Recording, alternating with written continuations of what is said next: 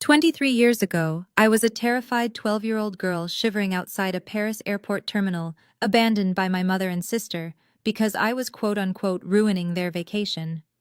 I survived only because a mysterious European stranger found me crying on a bench and told me to trust him. Fast forward to tonight. My family just tried to steal my luxury acquisition firm in front of 300 federal judges and elite investors at a charity gala in Atlanta. They thought they had the perfect legal trap. They had no idea the same man who saved my life 2 decades ago was standing right outside the ballroom doors, holding the FBI on line 1, and the financial ruin of my entire family in his briefcase. The clinking of crystal champagne flutes and the soft murmur of Atlanta society filled the grand ballroom of the St. Regis Hotel.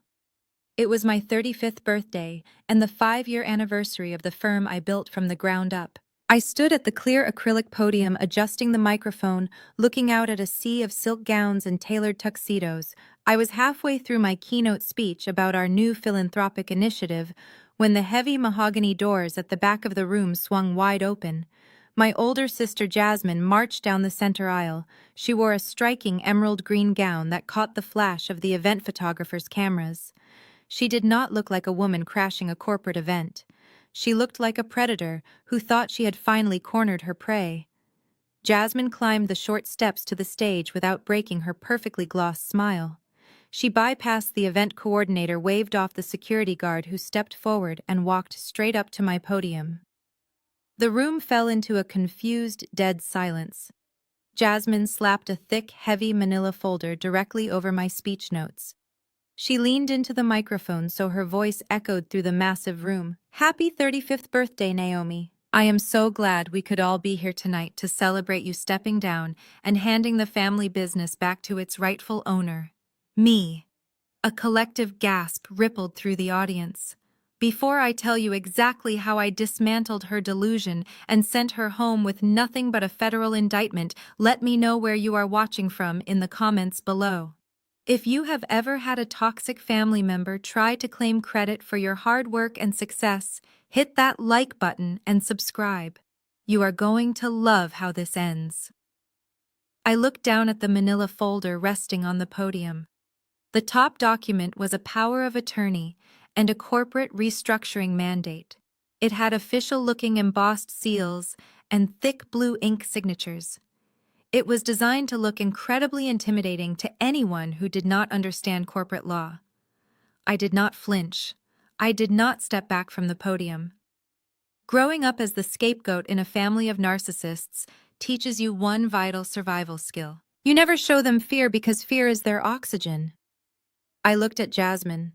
Her chest was rising and falling quickly. She was thriving on the adrenaline of the public spectacle. She thought the presence of hundreds of my peers and investors would force me into compliance.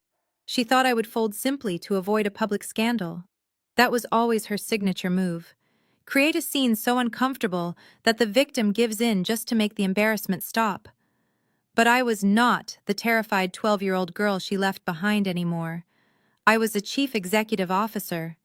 I slowly opened the folder, making sure every single person in the front row could see how unbothered I was. The paper felt thick and expensive. I scanned the first page. According to these documents, my mother Patricia had legally transferred her supposed 51% controlling interest in my company directly to Jasmine and her husband DeAndre. They had even drafted a press release announcing my immediate resignation due to severe mental exhaustion.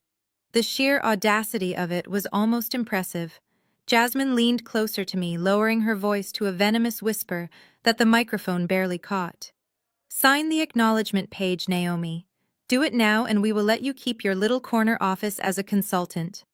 Make a scene and DeAndre is waiting in the wings with the board members to vote you out completely. Mom is in the front row. Do not break her heart on your birthday." I shifted my gaze to the front table.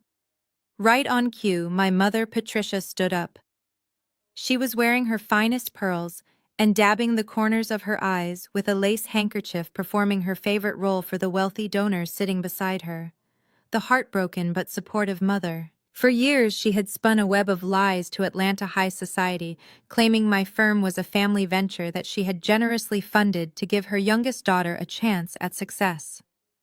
The truth was, I started this company in a cramped studio apartment, eating instant noodles while Patricia and Jasmine spent their days at the country club. Patricia had never invested a single dime in my vision. She only started showing up to my corporate events when the revenue crossed the 8-figure mark, so she could take the credit in front of her friends. I looked back at the forged documents. The signatures were perfect forgeries of my own legal team. DeAndre must have paid a fortune to get these drawn up. I felt a slow, cold smile spread across my face. I reached up and adjusted the microphone, pulling it a few inches closer to my mouth. I did not raise my voice. I did not need to. The silence in the ballroom was so absolute that you could hear a pin drop. "A hostile takeover at a charity gala," I said, my voice steady and echoing across the crystal chandeliers. "Bold move, Jasmine. But tell me, did DeAndre actually review these documents before you brought them to a room full of federal judges and my corporate attorneys?" Jasmine narrowed her eyes, her confident smile faltering for a fraction of a second. She thought I was bluffing. She thought I was trying to save face in front of the crowd. I looked over at the sound engineer standing by the mixing board and gave him a sharp nod. "Cut the music," I commanded. The faint classical background music that had been playing abruptly stopped, leaving nothing but the heavy tension in the air. The real game was just beginning.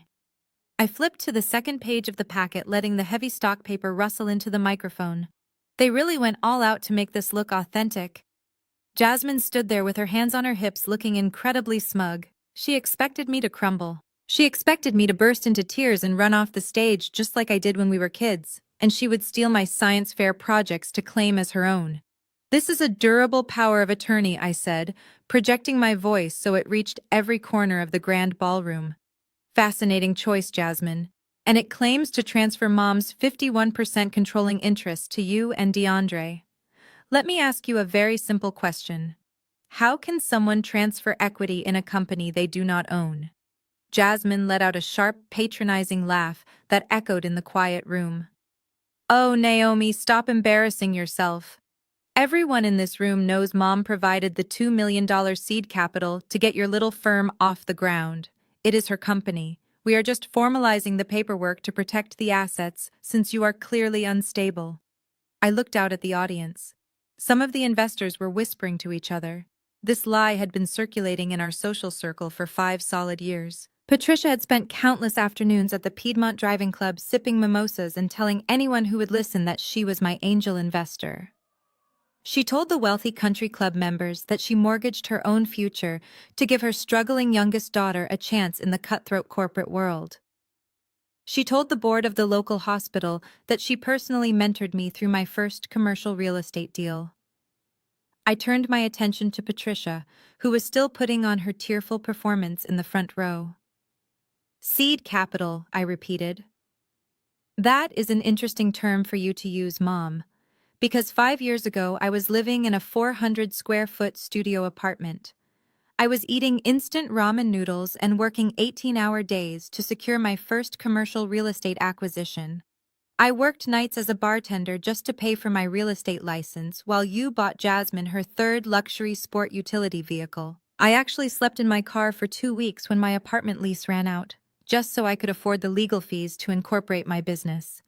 When I came to you and begged for a $10,000 loan to cover my closing costs, you looked me in the eye and told me I was delusional. You said African American women do not build luxury real estate empires and that I should just go get a stable job managing a retail store." Patricia gasped, pressing a hand to her pearl necklace. "Naomi, how can you lie like this in front of our friends? I gave you everything. I sacrificed so much for you. You know I sold your grandmother's jewelry to help you. You gave me nothing," I replied, my voice remaining perfectly calm and measured. "I built this firm from nothing. I secured the first round of funding on my own. I negotiated the commercial acquisitions on my own. You did not even know the name of my company until you saw my face on the cover of the Atlanta Business Chronicle. You were never my angel investor, Patricia. You were the hurdle I had to jump over to survive. Jasmine slammed her hand down on the acrylic podium. Shut up, Naomi. The paperwork is legally binding. It was notarized this morning. DeAndre made sure the transfer of assets was completely airtight. You have breached your fiduciary duty by mishandling the company funds, and Mom has every right to seize control to protect her investment. I looked down at the document again and let out a genuine loud laugh. Airtight. Really? Because I am looking at the notary stamp right now. It belongs to a man named Gregory who works at the bank branch down the street from DeAndre's office. But there is a glaring legal problem here, Jasmine. Jasmine narrowed her eyes, her confident smile faltering for the very first time. There is no problem. It is fully executed. We filed it today. Actually, there is a massive problem, I said, tapping the heavy paper. A durable power of attorney, transferring corporate equity, requires a medallion signature guarantee if the shares are held in a specific type of trust, which they are not. More importantly, this document cites a non-existent operating agreement. It claims Patricia is the managing member of a Delaware limited liability company. My firm is incorporated in Nevada as a C corporation. You did not even get the corporate structure right. Let me explain basic corporate law to you, Jasmine. When you attempt a fraudulent conveyance of corporate assets, you commit tortious interference. You and DeAndre forged documents claiming Mom was the primary shareholder and indemnified yourselves against corporate losses. But you completely ignored the bylaws of corporate governance. Not only does this piece of paper carry zero legal weight, but handing it to me in front of federal judges and my general counsel constitutes documented evidence of attempted corporate fraud. The murmurs in the crowd grew much louder. Several of the corporate lawyers sitting at the front tables began to chuckle and shake their heads. Jasmine's face flushed a deep shade of crimson. She looked back at DeAndre, who was suddenly shifting his weight and looking very uncomfortable standing near the entrance doors. You are trying to steal a company using a boilerplate legal template you probably downloaded off the internet. I continued, my voice slicing through the tension like a blade. You claim Mom owns 51%. But if you had ever actually seen my capitalization table, you would know that I own exactly 49% of this firm. The other 51% is held by a private European holding company. Mom does not own a single share. She never has, and she never will. Patricia stood up abruptly, her chair scraping loudly against the expensive marble floor. That is enough, Naomi. You are clearly having a mental breakdown. We are taking you home right now before you do any more damage to the family name. The family name, I echoed, staring directly into her panicked eyes. The same family name you only started caring about when my net worth crossed 8 figures. You lied to all these people, Patricia. You let them believe you were the mastermind behind my success because your fragile ego could not stand the thought of the daughter you neglected outshining the golden child you spoiled.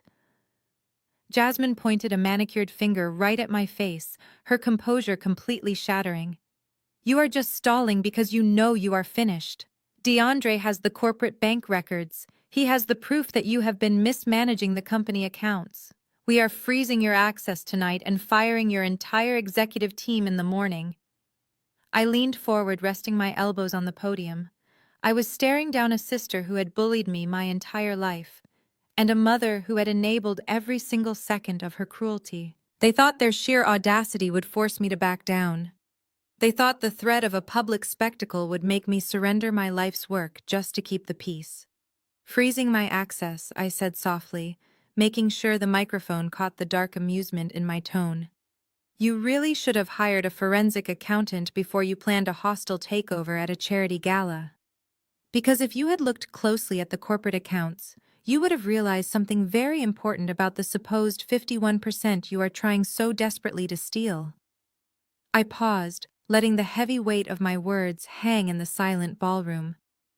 The trap was perfectly set, and they had walked right into it without checking for a pulse. I was about to drop a financial bomb that would obliterate their entire reality and expose them for exactly who they were. Patricia moved closer to the podium. She placed her perfectly manicured hand over mine. She looked out at the audience with wide, sorrowful eyes. Her voice trembled just enough to sound genuine to anyone who did not know her. "Naomi, baby, please do not make a scene in front of the board," she pleaded softly. "You have been so stressed lately. We are all so worried about you. Just let your sister and DeAndre handle things now. It is for your own mental health, darling. We just want you to rest." I stared at her hand resting on top of mine. The sheer manipulation of it was breathtaking. This was the classic narcissistic playbook in action. When they cannot control you behind closed doors, they try to discredit your sanity in public. They wrap their venom in maternal concern so that if you react with justified anger, you look like the unstable one. But I was not going to give her the reaction she desperately wanted. I slowly pulled my hand out from under hers. I took a step back so she was forced to stand fully in the glare of the stage lights without me as a shield. "My mental health?" I asked, projecting my voice so the entire room could hear. "That is a brilliant angle, Mom. Tell everyone I am crazy so they ignore the fact that you and Jasmine are attempting corporate theft. But my mental health is perfectly fine. My financial foresight, on the other hand, is sharper than ever." DeAndre finally stepped out from the shadows near the ballroom doors. He realized his wife and mother-in-law were losing control of the narrative. He strode down the center aisle, adjusting his expensive suit jacket, trying to project an air of masculine authority. He climbed the stairs to the stage and stood directly next to Jasmine, crossing his arms over his chest. "Let us keep this professional," Naomi. DeAndre said, his baritone voice echoing through the silent room. "We did not want to do this publicly, but you forced our hand. Patricia signed her 51% over to us this morning. The paperwork is filed. You lost. Do the graceful thing and pack up your office." I looked at DeAndre and let out a soft, genuine laugh. "Oh, DeAndre," I replied, shaking my head. "You really should have read the fine print before you paid that fake notary. Do you want to know what you actually signed today? Do you want to know what Mom just graciously handed over to you and Jasmine?" Jasmine snatched the microphone. "We own the majority shares," she snapped. "We own your company. You own nothing," I stated, my voice dropping to a cold, absolute register. 6 months ago, I saw this coming. I noticed the discrepancies in the charity fund, and I knew it was only a matter of time before you tried to stage a coup. So I legally restructured my entire holding firm. I created a new parent company and transferred all of the profitable assets, all of the real estate portfolios, and all of the liquid capital into that new entity. I paused, watching the color begin to drain from DeAndre's face. He was a finance guy. He was starting to realize exactly what I was saying. "The company that Mom claims to own 51% of," I continued, pointing to the forged document on the podium, "is now nothing but a hollow shell. It holds zero assets. But do you know what it does hold, Jasmine? It holds $4 million in outstanding corporate debt that I intentionally left behind during the restructuring. By signing those fraudulent documents this morning and claiming majority ownership, you did not steal my empire. You just assumed full legal liability for $4 million in toxic debt." The ballroom erupted. Investors gasped. The federal judges at the front table began whispering furiously to one another. Jasmine stumbled back a step, her designer heels catching on the stage carpet. She looked at DeAndre with wild, terrified eyes. "DeAndre, what is she talking about?" Jasmine demanded, her voice pitching up into a hysterical screech. "Tell her she is lying. Tell them we own the company." DeAndre did not answer her. He was staring at me, his jaw clenched so tight a muscle ticked in his cheek. He knew I was not lying. He knew he had walked his family right into a financial slaughterhouse because he was too arrogant to do basic due diligence. Patricia grabbed my arm, her nails digging into my skin. "Stop this right now," she hissed, dropping the sweet mother act completely. Her face was twisted with rage. "You fix this, Naomi. You fix this right now, or so help me God, I will destroy you." I looked down at her hand gripping my arm. Then I looked her dead in the eye. You cannot destroy me, Patricia, I said, my voice dangerously low. I survived you abandoning me at Charles de Gaulle Airport when I was 12 years old. I survived you leaving me to freeze in a foreign country because I was ruining your vacation. If I can survive that, I can certainly survive you throwing a tantrum at a charity gala. Patricia froze. Her hand went limp and fell away from my arm. The mention of the Paris airport was a ghost she never expected to face in a room full of her wealthy friends. She stumbled backward, bumping into Jasmine. That was a misunderstanding, Patricia stammered, her voice shaking as she looked out at the audience, who were now staring at her in absolute horror. We thought you were with the chaperone. We called the embassy the next day. We did everything we could. You called the embassy 7 hours later. I shot back, my voice ringing with decades of suppressed anger. And you only called because the FBI contacted you. You did not care that I was gone until the federal government threatened you with international child abandonment, and the only reason they found me was because a Spanish diplomat saw a 12-year-old girl shivering outside Terminal 2. DeAndre wiped a bead of sweat from his forehead. He stepped forward, trying to salvage whatever was left of his dignity. That is ancient history, Naomi, he deflected, waving his hand dismissively. We are talking about the business right now. We own the controlling interest, and we will take you to court. I smiled. It was a cold, calculating smile that promised nothing but total annihilation. You cannot take me to court, DeAndre, I said softly, because you are going to be a little too busy dealing with the guests I invited to the gala tonight. I looked past them toward the heavy mahogany doors at the back of the ballroom. I raised my hand and gave a sharp, clear signal to the security team standing by the entrance. The real trap had just snapped shut, and there was no way out for any of them. The security team stationed at the back of the ballroom did not step forward to escort me off the stage. Instead, the head of security, a retired police captain I had personally hired 3 years ago, gave me a single sharp nod. He reached out and pulled the heavy mahogany double doors shut, locking them with a loud echoing click that reverberated through the silent room. 2 other guards stepped in front of the side exits, crossing their arms. Nobody was getting out. Jasmine spun around, her eyes darting toward the locked doors. The color completely drained from her face as the reality of the situation began to set in. But DeAndre was not ready to surrender.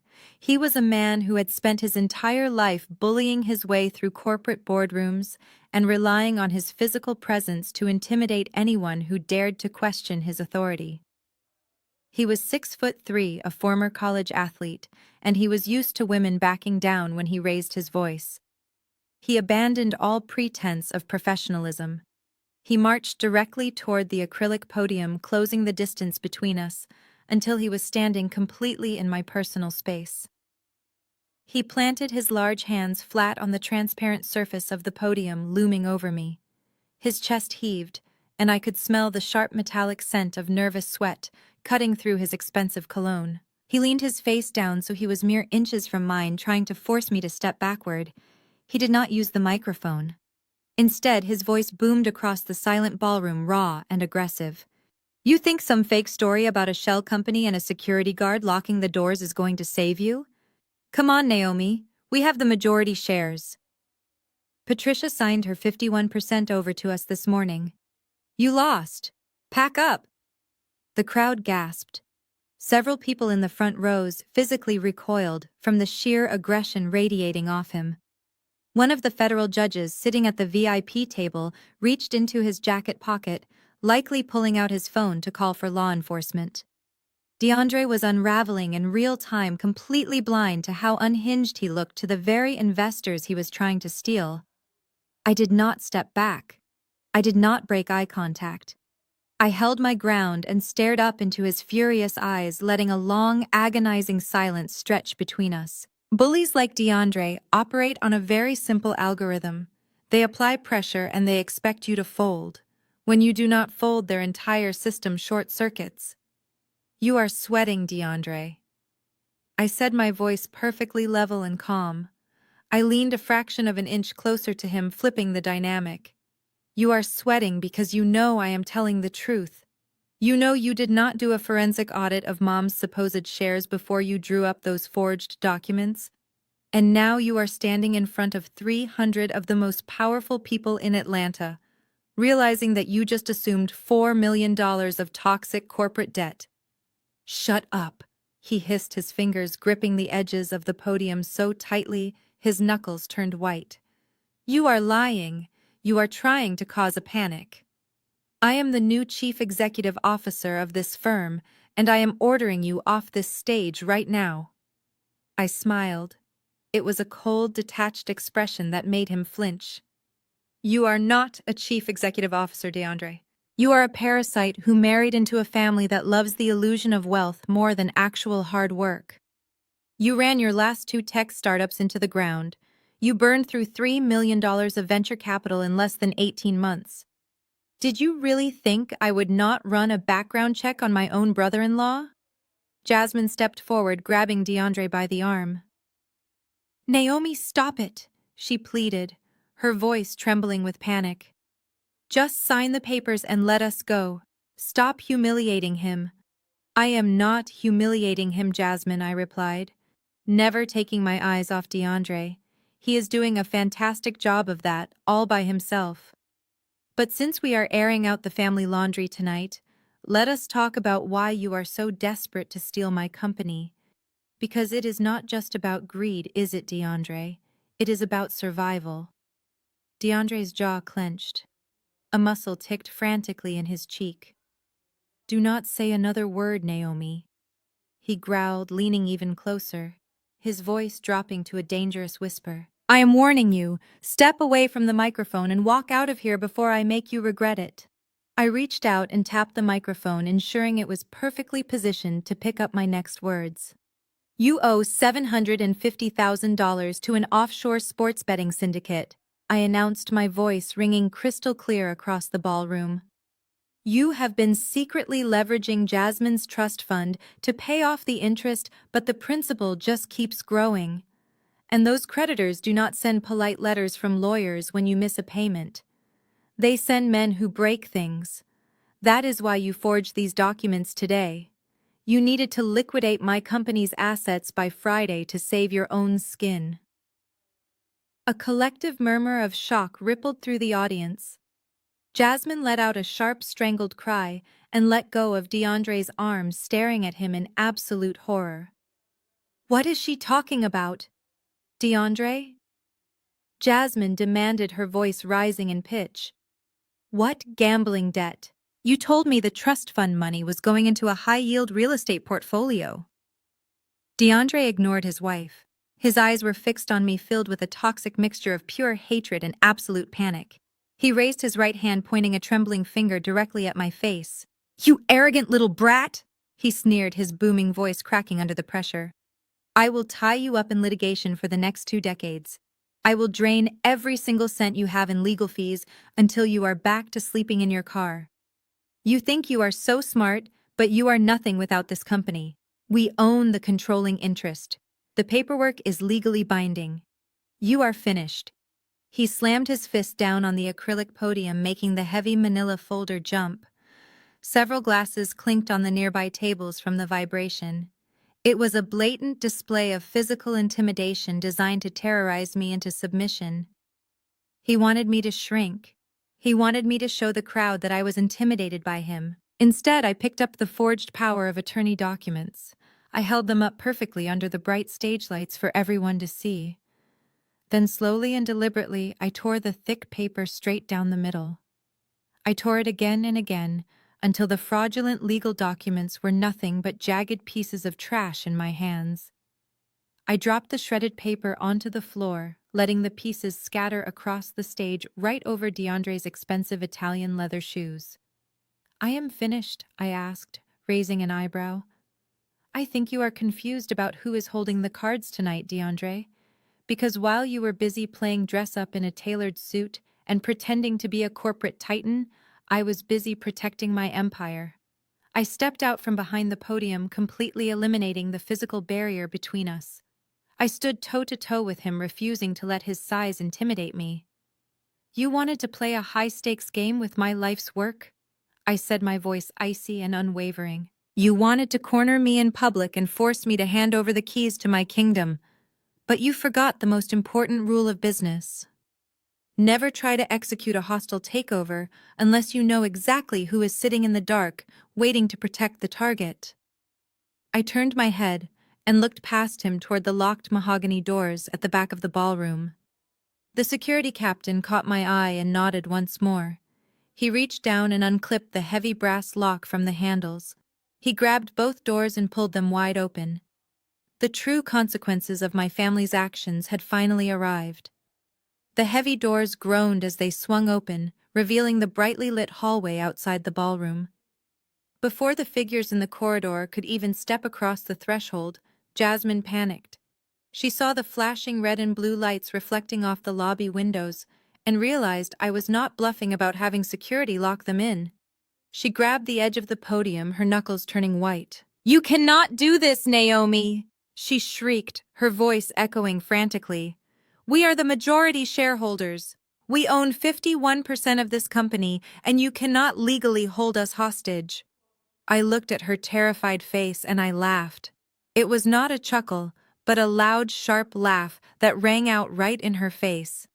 The sheer audacity of her clinging to that forged number while her entire world collapsed was almost comical. 51%, I asked, my voice dripping with absolute contempt. Just like the 100% guarantee you gave me at Charles de Gaulle Airport 23 years ago. Remember that, Jasmine? Remember when you told a 12-year-old me to wait by the oversized baggage claim because you had a surprise for me? Jasmine froze. The color drained completely from her lips. She looked like she had just seen a ghost. I took a step toward her, forcing her to look me in the eye. I remember it vividly. I continued my words, striking her like physical blows. You handed me my little pink backpack. You looked me right in the eyes and promised you would be right back with French pastries. You guaranteed it, 100%. And then you and Mom walked to a different terminal and boarded a flight to Milan without me. Patricia let out a loud, dramatic sob from the front row. She pressed both hands over her face, shaking her head violently. "Naomi, please," she wailed. "Do not do this. Not here. Not in front of everybody. It was a mistake. We thought you were with the student tour chaperone. We thought you were safe." I turned my glare to Patricia. "Do not insult my intelligence, Mom. And do not insult the intelligence of every single person in this room. There was no student tour chaperone. It was a family vacation.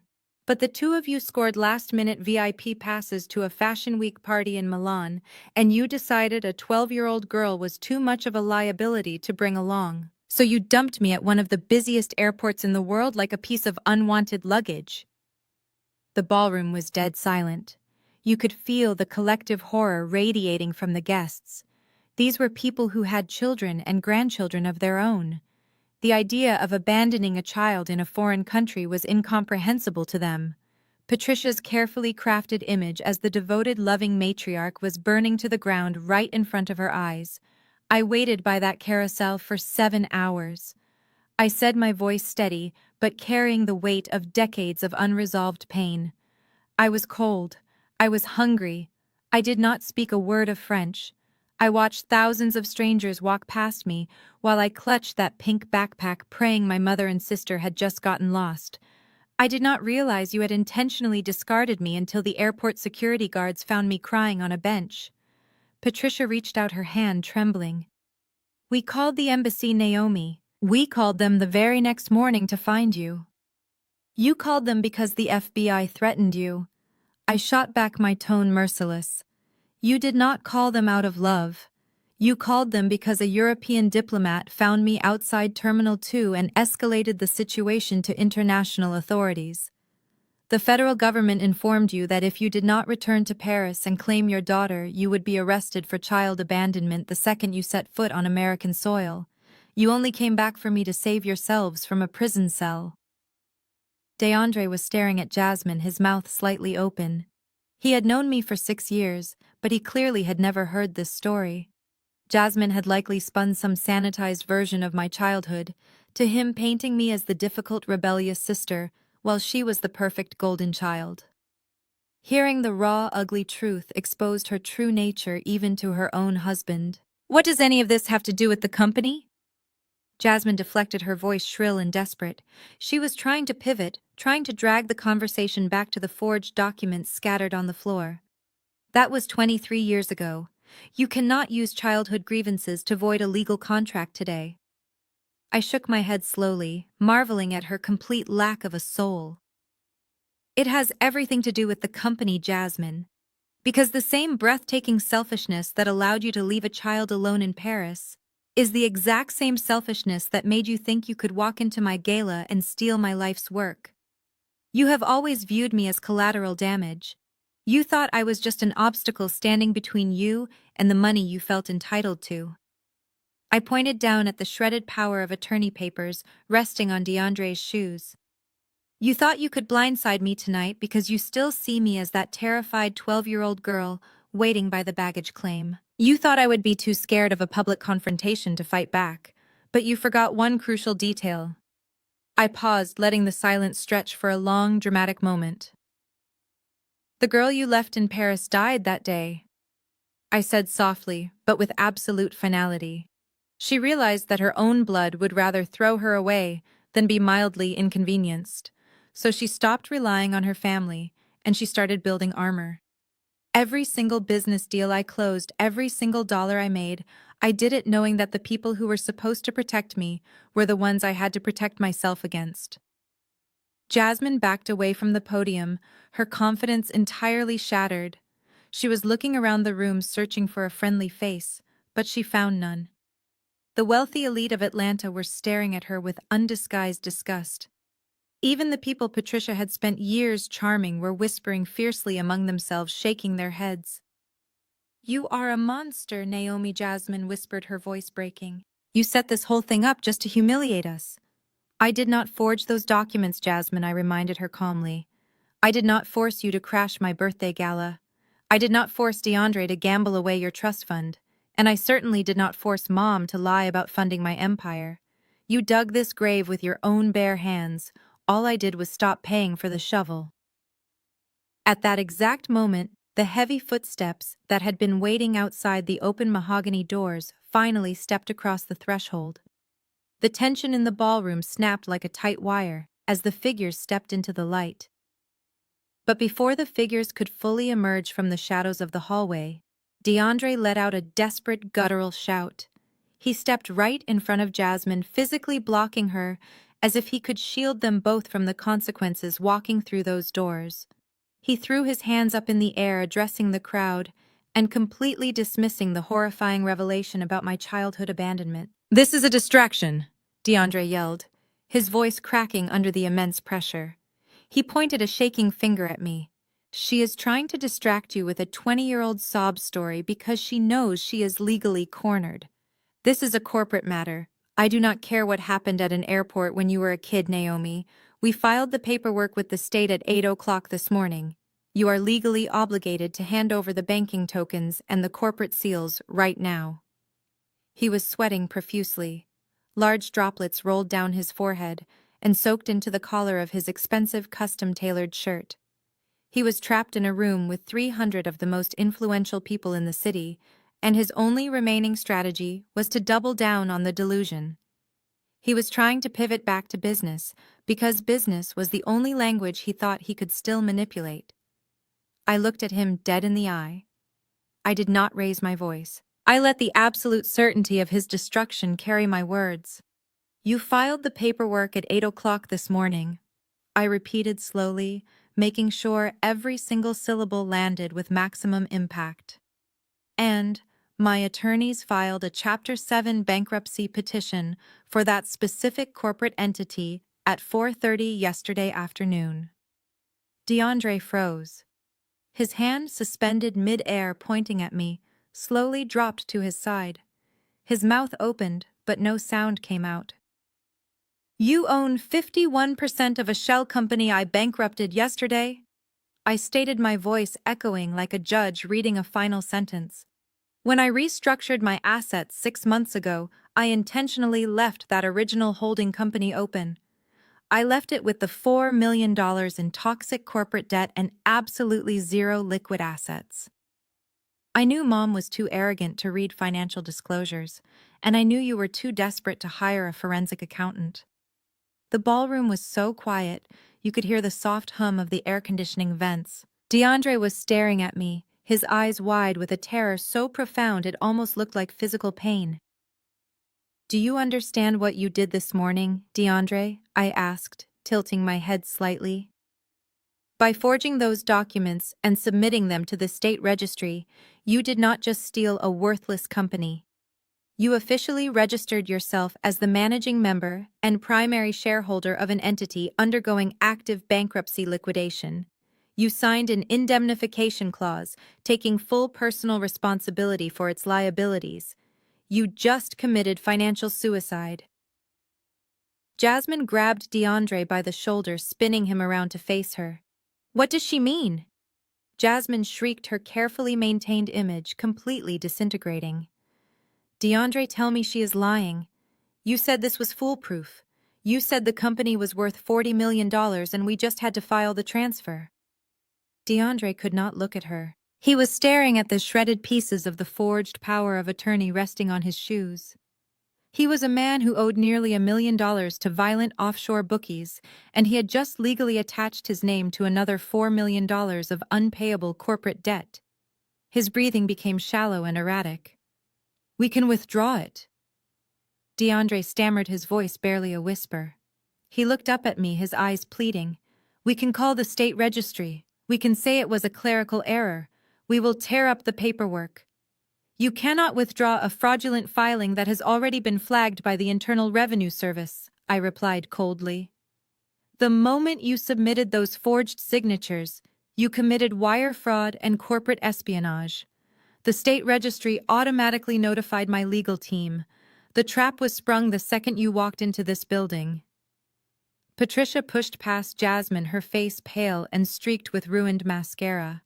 She was desperately trying to pivot back to playing the victim. She realized the sinking ship was taking her down with it, and she was ready to throw anyone overboard to save herself.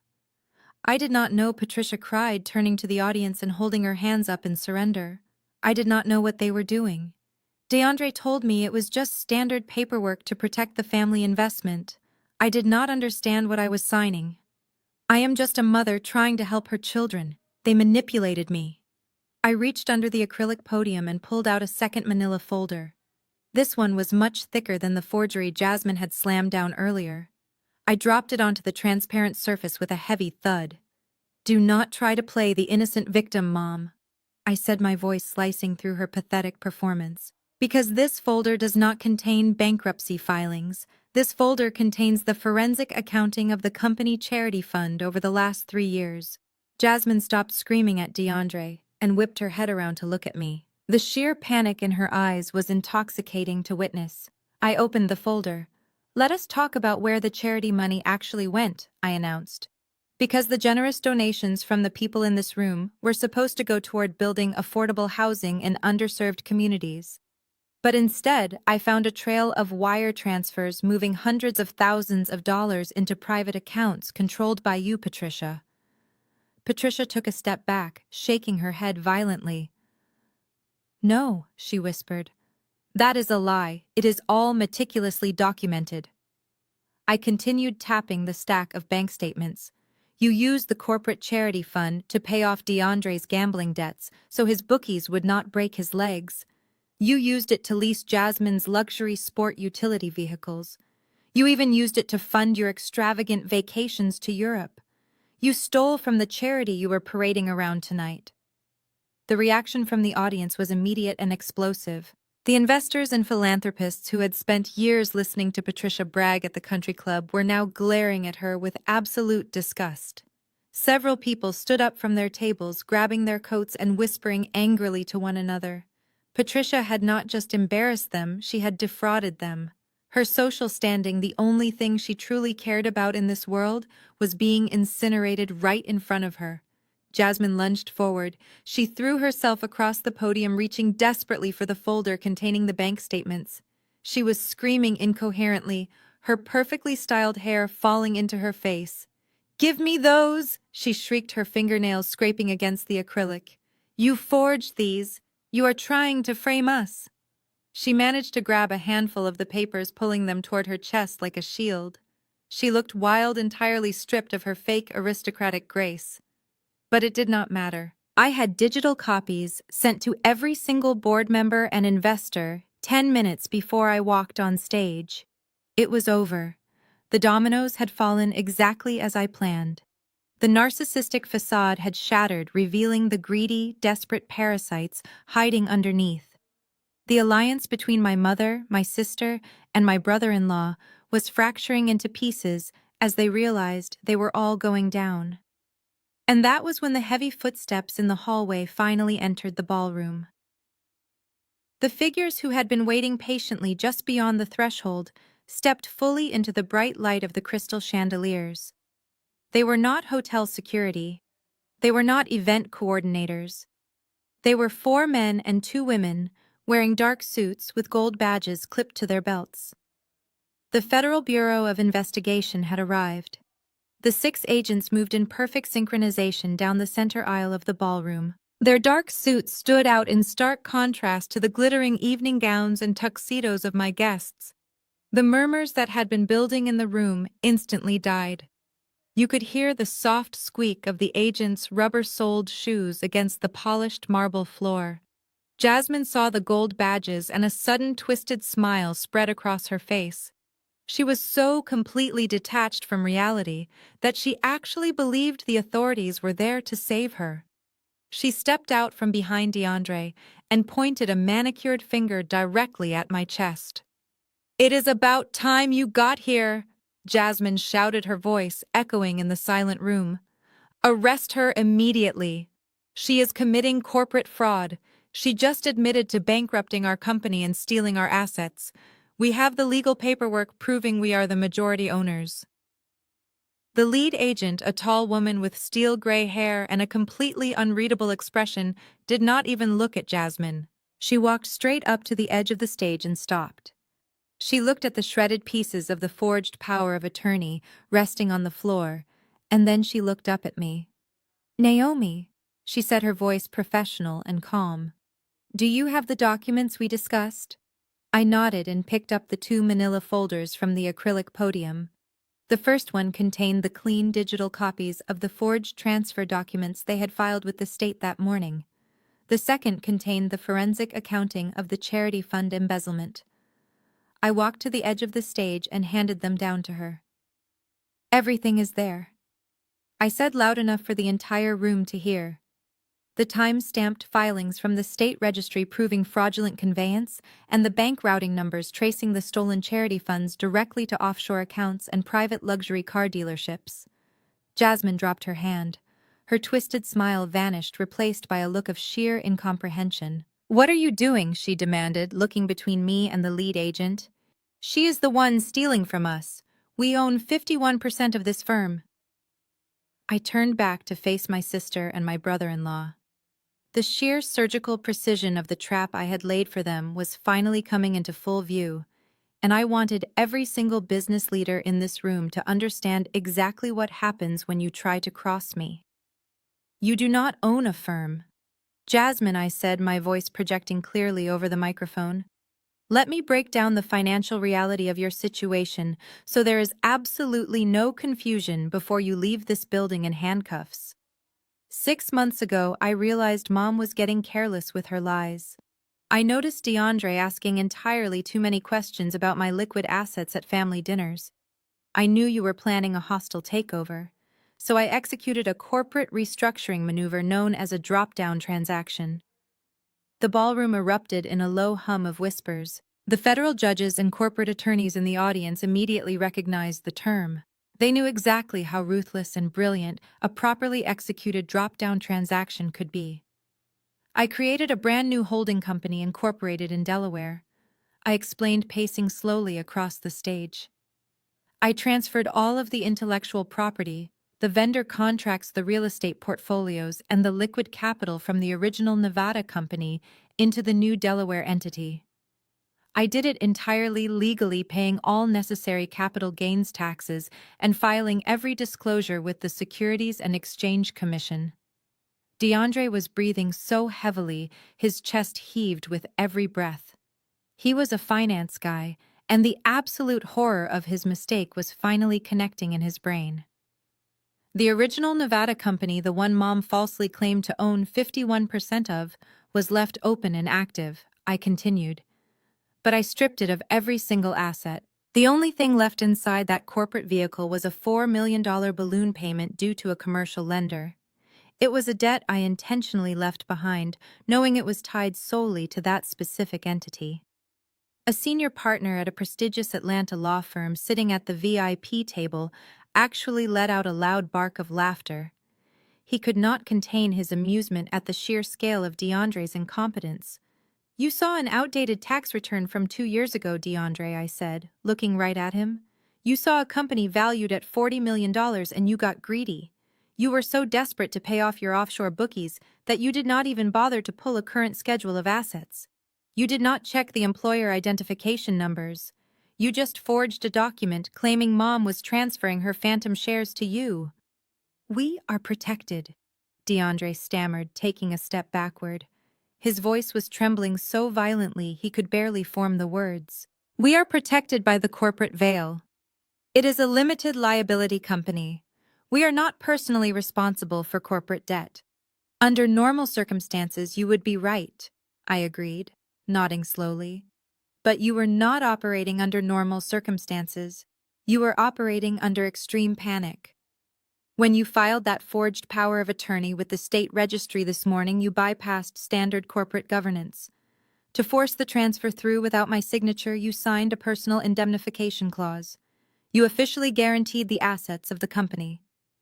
I paused, letting the absolute finality of my next words sink into his bones. "By trying to steal my empire, you pierced your own corporate veil, DeAndre. You took a $4 million commercial loan and turned it into a personal debt. The bank is going to foreclose on your house, your cars, and every single penny in Jasmine's trust fund by the end of the week. You did not just bankrupt yourself. You financially incinerated your entire future." Jasmine let out a sound that was half scream and half sob. She turned on DeAndre, her fists clenched. "You told me it was a gold mine," she shrieked, hitting him squarely in the chest. "You told me we were going to be multi-millionaires today. You stupid, arrogant fool. You lost everything. You lost my trust fund." DeAndre did not even try to defend himself. He just stood there staring blankly at the shredded pieces of paper on the floor. His entire identity as a wealthy, successful businessman had just been publicly executed. Patricia was hyperventilating in the front row. She looked up at me, her eyes wide and pleading. "Naomi, please," she gasped, clutching her pearl necklace. "You have to undo this. You have to tell the bank it was a mistake. I am your mother. You cannot let them take our homes. You stopped being my mother the day you left me at Charles de Gaulle Airport." I replied, my voice completely devoid of any emotion. "You made a choice that day, Patricia. You chose your own comfort over my safety. And today, you made another choice. You chose to participate in a fraudulent scheme to steal everything I have built simply because your ego could not handle my success." I looked out at the audience. The 300 guests who had once attended Patricia's lavish country club luncheons were now staring at her with cold, unforgiving eyes. They saw her exactly for what she was, a parasite who tried to eat her own young. "There is no undoing this, Mom," I said, stepping away from the podium. "The paperwork is filed. The bankruptcy is active. The federal agents are standing right here with the evidence of your charity fraud. The trap was set the moment you decided to treat my life like an automatic teller machine, and you all walked right into it with your eyes wide open." The lead FBI agent stepped onto the first stair leading up to the stage. She signaled to the other agents, who immediately moved in, surrounding DeAndre and Jasmine. The reality of the situation was no longer a threat. It was happening right now in front of the entire city. The metallic click of handcuffs echoing across the grand ballroom was the sound that finally broke Patricia. Two federal agents had DeAndre turned around with his hands secured behind his back. Another agent was holding Jasmine by the arm, reading her Miranda rights, while my sister thrashed and sobbed, ruining her expensive silk gown. Patricia stood frozen in the front row, watching her golden child being treated like a common criminal. Then she slowly turned her head and looked up at me, standing behind the acrylic podium. The tearful, desperate mother, who had just been begging for my help, vanished completely. The transition was instant and terrifying. In her place stood the monster I had grown up with. The mask did not just slip. It shattered into a million jagged pieces right in front of the wealthiest and most influential people in Atlanta. She marched up the short flight of stairs to the stage. Her posture was completely different now. She was no longer shrinking or pleading. Her shoulders were thrown back. Her hands were curled into tight fists, and her face was contorted into a mask of pure, venomous rage. She stopped 2 feet away from me. "You ungrateful little brat!" Patricia hissed, her voice vibrating with a dark, heavy malice. She did not care that the microphone was picking up every single syllable and broadcasting it to the silent room. "You think you are so smart. You think you are untouchable because you have some money now." I did not step back. I did not speak. I employed the only defense mechanism that truly works against a narcissist experiencing a total loss of control. I became a gray rock. I stood completely still, my face devoid of any emotion, simply letting her words hang in the air. When you refuse to give a narcissist the emotional reaction they are desperately trying to provoke, they will inevitably escalate until they destroy themselves. "I gave you life," Patricia screamed, the sound tearing through her throat. She pointed a trembling finger right between my eyes. "You owe me everything. You would be nothing without my name. You would be a nobody working a minimum wage job if I had not allowed you to use the connections I built in this city." The absolute delusion of her statement hung over the ballroom. I looked out at the audience. The 300 guests were staring at her in stunned silence. These were people who respected hard work and self-made success. They knew exactly how much I had sacrificed to build my firm. Watching Patricia try to claim ownership of my entire existence simply because she gave birth to me was repulsive to them. "You were always a difficult child," she continued, her voice rising to a hysterical pitch. "You were always jealous of Jasmine. You hated that she was beautiful and popular. You hated that she married a successful man, so you spent your entire life plotting to ruin her.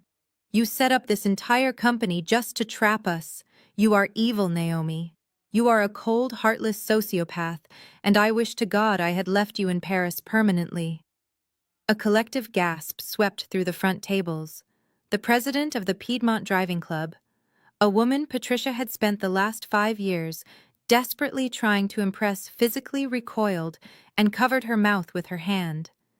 Another prominent socialite sitting nearby shook her head in absolute disgust and turned her chair slightly away from the stage. Patricia did not notice. She was too far gone, consumed by the narcissistic rage that takes over when their false reality is forcefully dismantled. She paced back and forth across the stage, her expensive pearl necklace bouncing against her chest. "I clothed you!" she yelled, listing her basic legal obligations as a parent as if they were monumental acts of charity. "I fed you. I kept a roof over your head when you were an ungrateful teenager who did nothing but study and ignore your family. I am the reason these people are even sitting in this room tonight. They came for me. They came because of the family name I built." I looked at the federal judges, the corporate attorneys, and the venture capitalists sitting at the tables. None of them came for Patricia. Most of them had only tolerated her presence because she happened to be my mother. But tonight, they were getting a front-row seat to the reality I had lived with for 35 years. She stopped pacing and lunged toward the podium, slamming both hands flat against the clear acrylic. She leaned so far forward I could feel the heat of her breath. "You are going to call those agents off," she commanded, her voice dropping to a harsh guttural whisper that the microphone amplified perfectly. "You are going to tell them it is a misunderstanding. You are going to fix DeAndre's bankruptcy. Because if you do not, I will make sure you are ruined in this city." I will tell everyone the truth about you. I will tell them you are a fraud. I finally broke my silence. I leaned forward, resting my arms on the podium, mirroring her physical space, but projecting absolute calm. Tell them, Mom, I said softly. Go ahead. Tell the room. Patricia blinked, clearly confused by my lack of fear. Turn around and tell them, I instructed, gesturing casually toward the audience.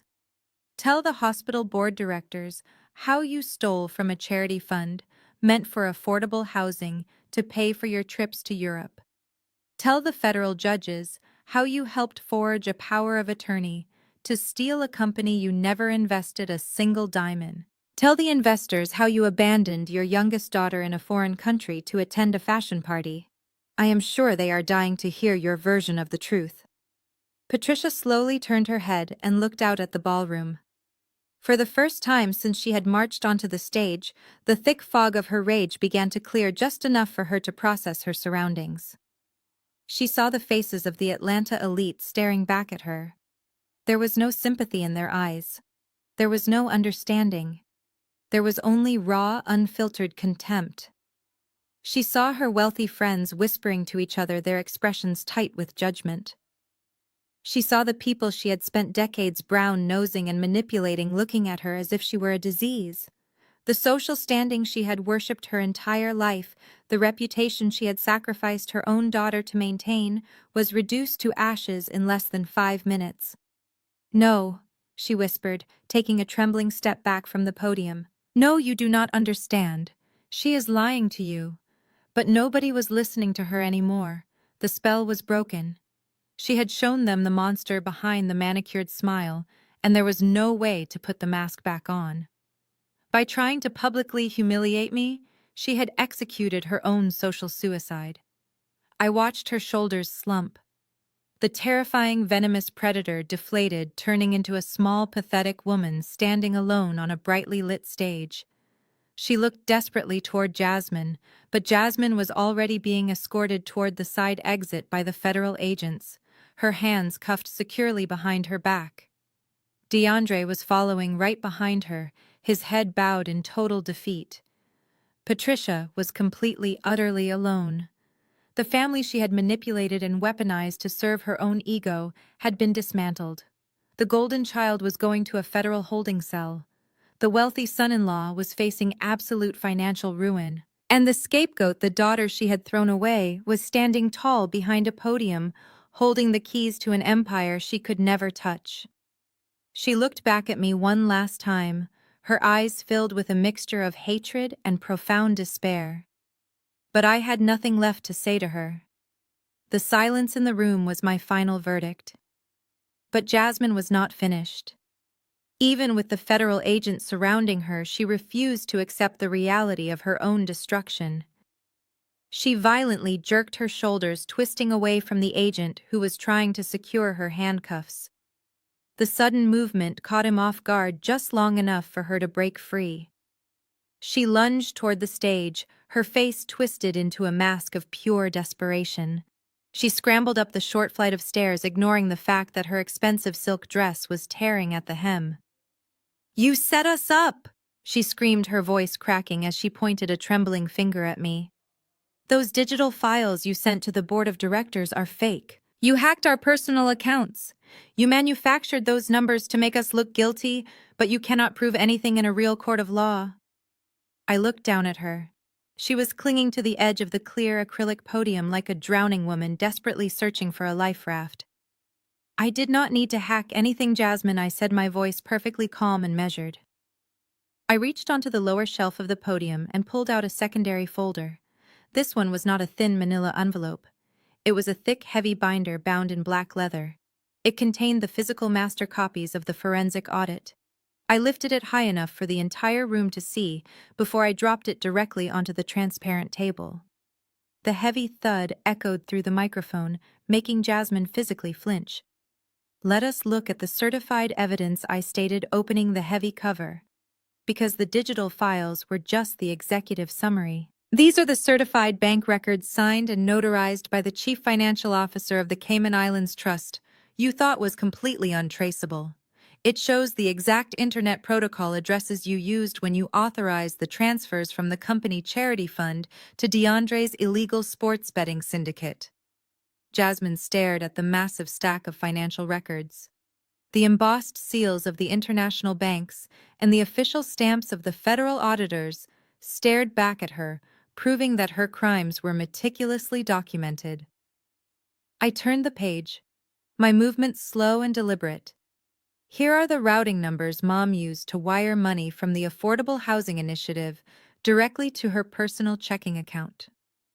The dates of the withdrawals match the exact dates of her luxury shopping trips to Rome and Paris over the last 3 years.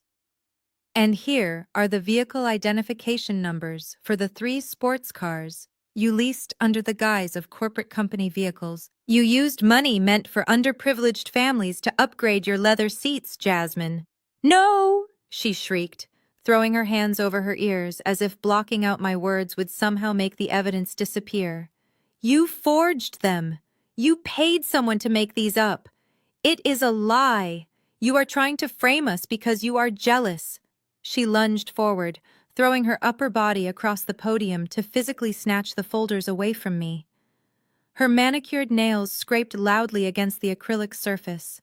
She managed to grab the top stack of certified bank statements, ripping several thick pages in half in a frantic, wild attempt to destroy the physical evidence. She was panting, her eyes wide with a feral panic, shredding the papers and throwing them onto the floor. But before she could grab the rest of the binder, the 2 federal agents were on the stage. They grabbed her by the shoulders and forcefully pulled her back. She thrashed wildly, kicking her heels and screaming obscenities, but they expertly pinned her arms behind her back and finally snapped the heavy steel handcuffs around her wrists. The sharp metallic click signaled the absolute end of her freedom. "Let me go!" she sobbed, her voice muffled as an agent marched her down the stairs. "I am the majority shareholder. I am the chief executive officer. You work for me. You cannot do this." The absolute delusion was almost tragic to witness. DeAndre watched his wife completely lose her mind, and he just lowered his head, staring at the floor in silent, agonizing defeat. He made no move to help her. He knew the paper trail sitting on that podium was undeniable.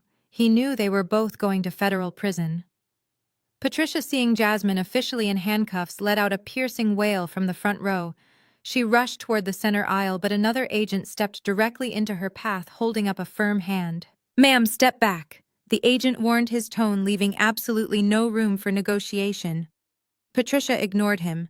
She looked past the agent and stared up at me, tears streaming down her ruined makeup. "Naomi, you cannot do this," she begged, her voice trembling with a mixture of terror and lingering arrogance. "Who gave you this information? Who helped you build this elaborate lie? You could not have gotten offshore banking records on your own. You do not have the security clearance or the political connections. Someone put you up to this. Who is funding you?" She was desperately grasping at straws, trying to find a scapegoat. She was trying to blame anyone else for the massive trap they had willingly walked into. In her narcissistic mind, she still could not fathom that the daughter she had dismissed, neglected, and discarded had outmaneuvered her so completely. She needed to believe there was some powerful shadow backer pulling the strings, because accepting that I had beaten her on my own was a psychological impossibility for her. She was right about one thing, though. I did have a backer, but he was not a shadow, and he was certainly not part of a lie. I looked past Patricia, past the federal agents, and focused my gaze entirely on the back of the grand ballroom. The heavy mahogany doors had been shut by the security team to keep the hotel staff and the press out of the room. "You want to know who is funding me, Mom?" I asked, my voice ringing clear and absolute through the massive room. "You want to know who owns the other 51% of this empire?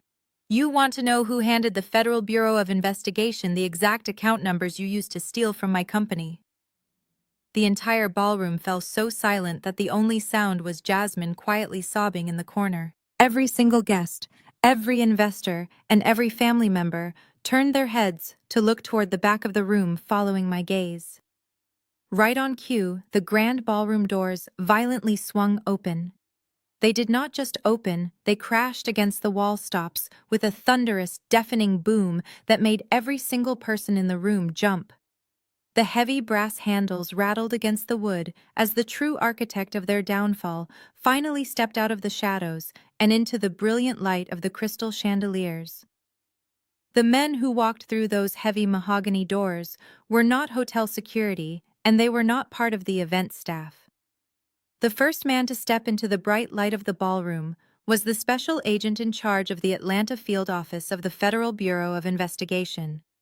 Flanking him were two more armed federal agents wearing tactical vests over their suits, and a senior federal prosecutor carrying a thick leather briefcase. And walking right behind them, radiating an aura of absolute old-world authority, was a tall, silver-haired man in a bespoke charcoal suit.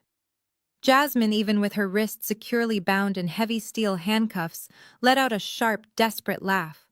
Her mind was so completely fractured by the sudden collapse of her reality that she actually thought these new arrivals were top-tier defense attorneys DeAndre had somehow called in to save them.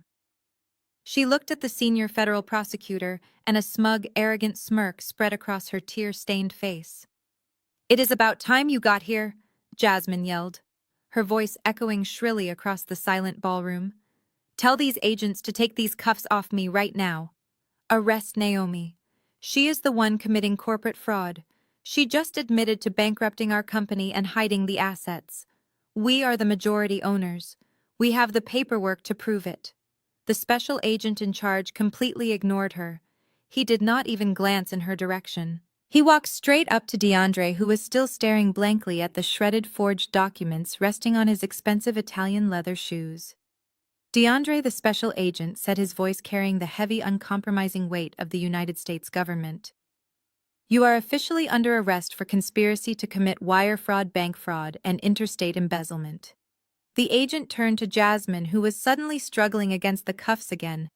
Her smug smirk vanished instantly, replaced by a look of sheer, unadulterated terror. "And you are under arrest as a co-conspirator," the agent continued, his tone completely devoid of sympathy. "You thought transferring the charity funds to an offshore account in the Cayman Islands would hide your tracks. But you used a routing server located in Miami, Florida, to execute the transaction." The agent paused, letting the severe geographical reality sink into their panicked minds. The moment that stolen money crossed state lines from Georgia to Florida, before bouncing to the Caribbean, it stopped being a local civil dispute. It became a federal crime. The Federal Bureau of Investigation has been tracking every single cent you stole for the last 6 months.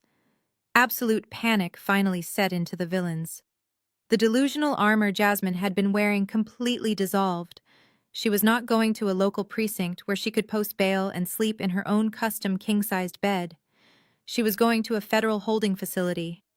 She let out a loud guttural wail and collapsed to her knees on the cold marble floor, sobbing hysterically while the agents stood over her. But the financial mechanics of their arrest were only a fraction of the nightmare I had prepared for them.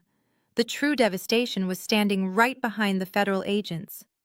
Patricia was staring at the tall, silver-haired man. Her brow was furrowed in deep confusion. She took a tentative step forward, her eyes scanning his aristocratic features. There was a flicker of recognition in her eyes, a buried memory desperately trying to claw its way to the surface, but she could not quite place him. "Who are you?" Patricia demanded, her voice shaking as she pointed a trembling finger at him. "Why are you doing this to my family?" The man did not answer her immediately. He walked to the edge of the stage and looked up at me. A warm, genuine smile broke across his stern face. It was the exact same comforting smile he had given me 2 decades ago when I was a terrified 12-year-old girl who thought the entire world had abandoned her. "You handled this brilliantly, Naomi," he said, his voice carrying a rich, thick Spanish accent that resonated beautifully through the quiet room. "I told you they would eventually hang themselves if you just gave them enough rope." "Thank you, Mateo," I replied, returning his smile. "I could not have built the gallows without your help." I turned back to the audience and then looked directly at my mother.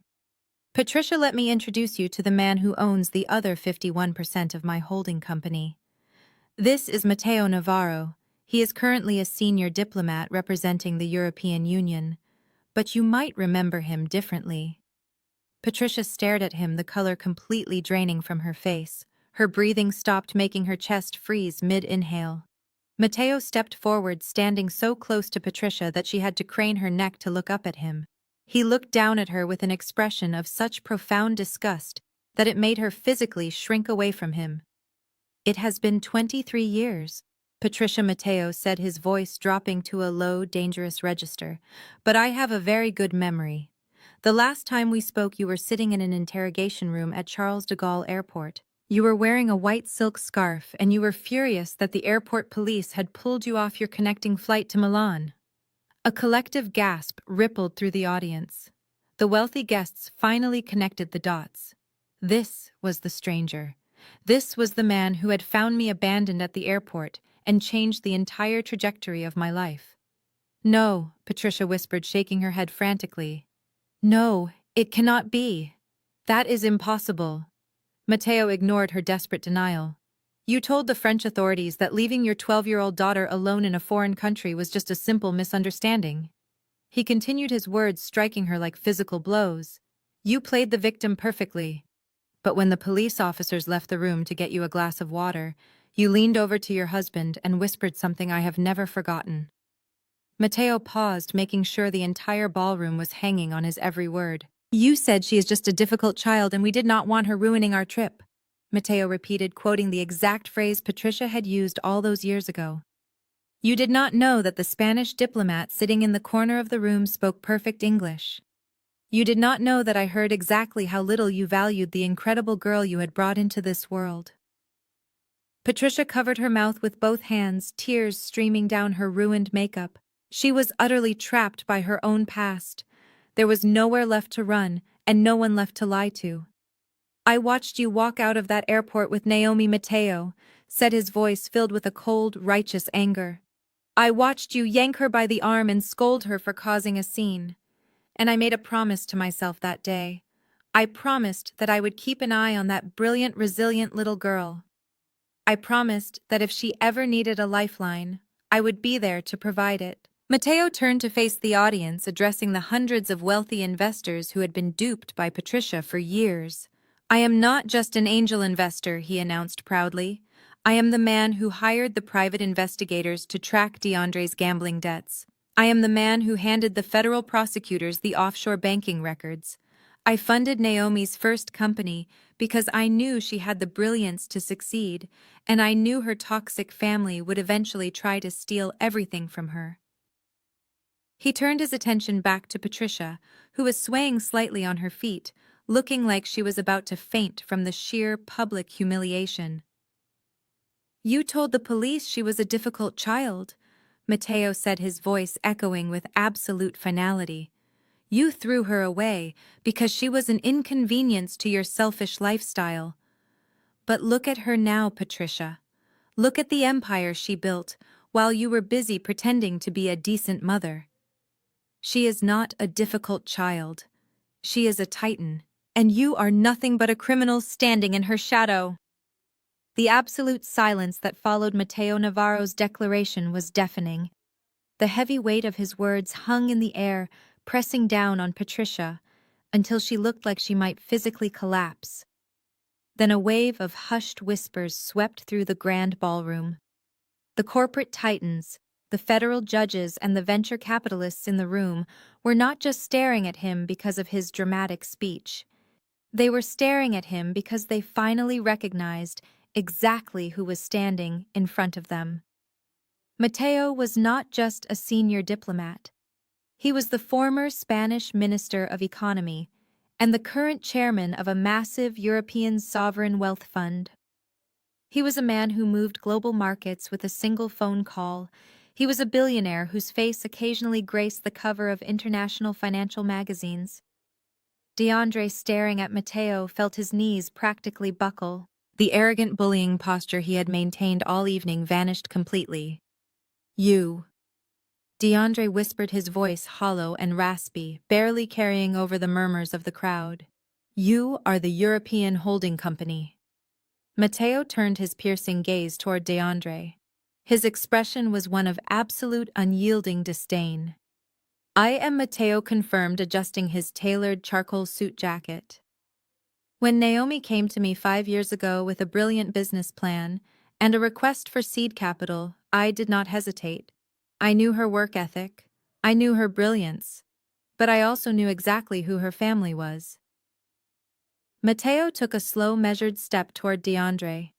"I knew the moment her firm became profitable, her mother and her sister would try to bleed her dry. I knew you would eventually try to execute a hostile takeover.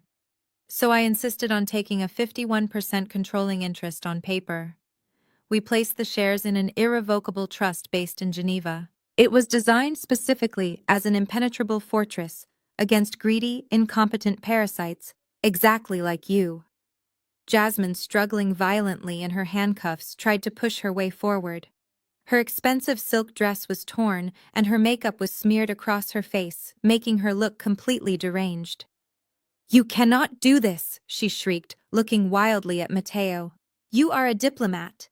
You have diplomatic immunity, but you cannot just give our company to her. She stole it from us.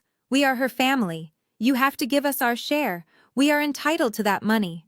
Mateo looked down at Jasmine as if she were a toxic spill on the expensive marble floor. "Your share?" Mateo repeated, his voice dangerously soft, but carrying a lethal edge. "You contributed absolutely nothing to this empire. You spent your entire life mocking your sister while she built a legacy out of the trauma your mother created. The only thing you are entitled to tonight is a federal indictment and a very long prison sentence." The senior federal prosecutor who had walked in with the agent stepped forward, opening his thick leather briefcase. He pulled out a stack of documents that mirrored the heavy binder currently sitting on my clear acrylic podium. "Mr. Navarro provided our office with the complete forensic audit of the Cayman Islands accounts," the prosecutor announced, his voice projecting absolute legal authority. "We have already frozen the offshore accounts. We have also placed immediate federal tax liens on your primary residence, the luxury vehicles you leased through the stolen charity funds, and the entirety of your personal trust fund." DeAndre let out a sound that was less of a cry and more of a wounded animal gasping for air. The federal liens meant he had absolutely zero capital left to hire a high-powered defense attorney.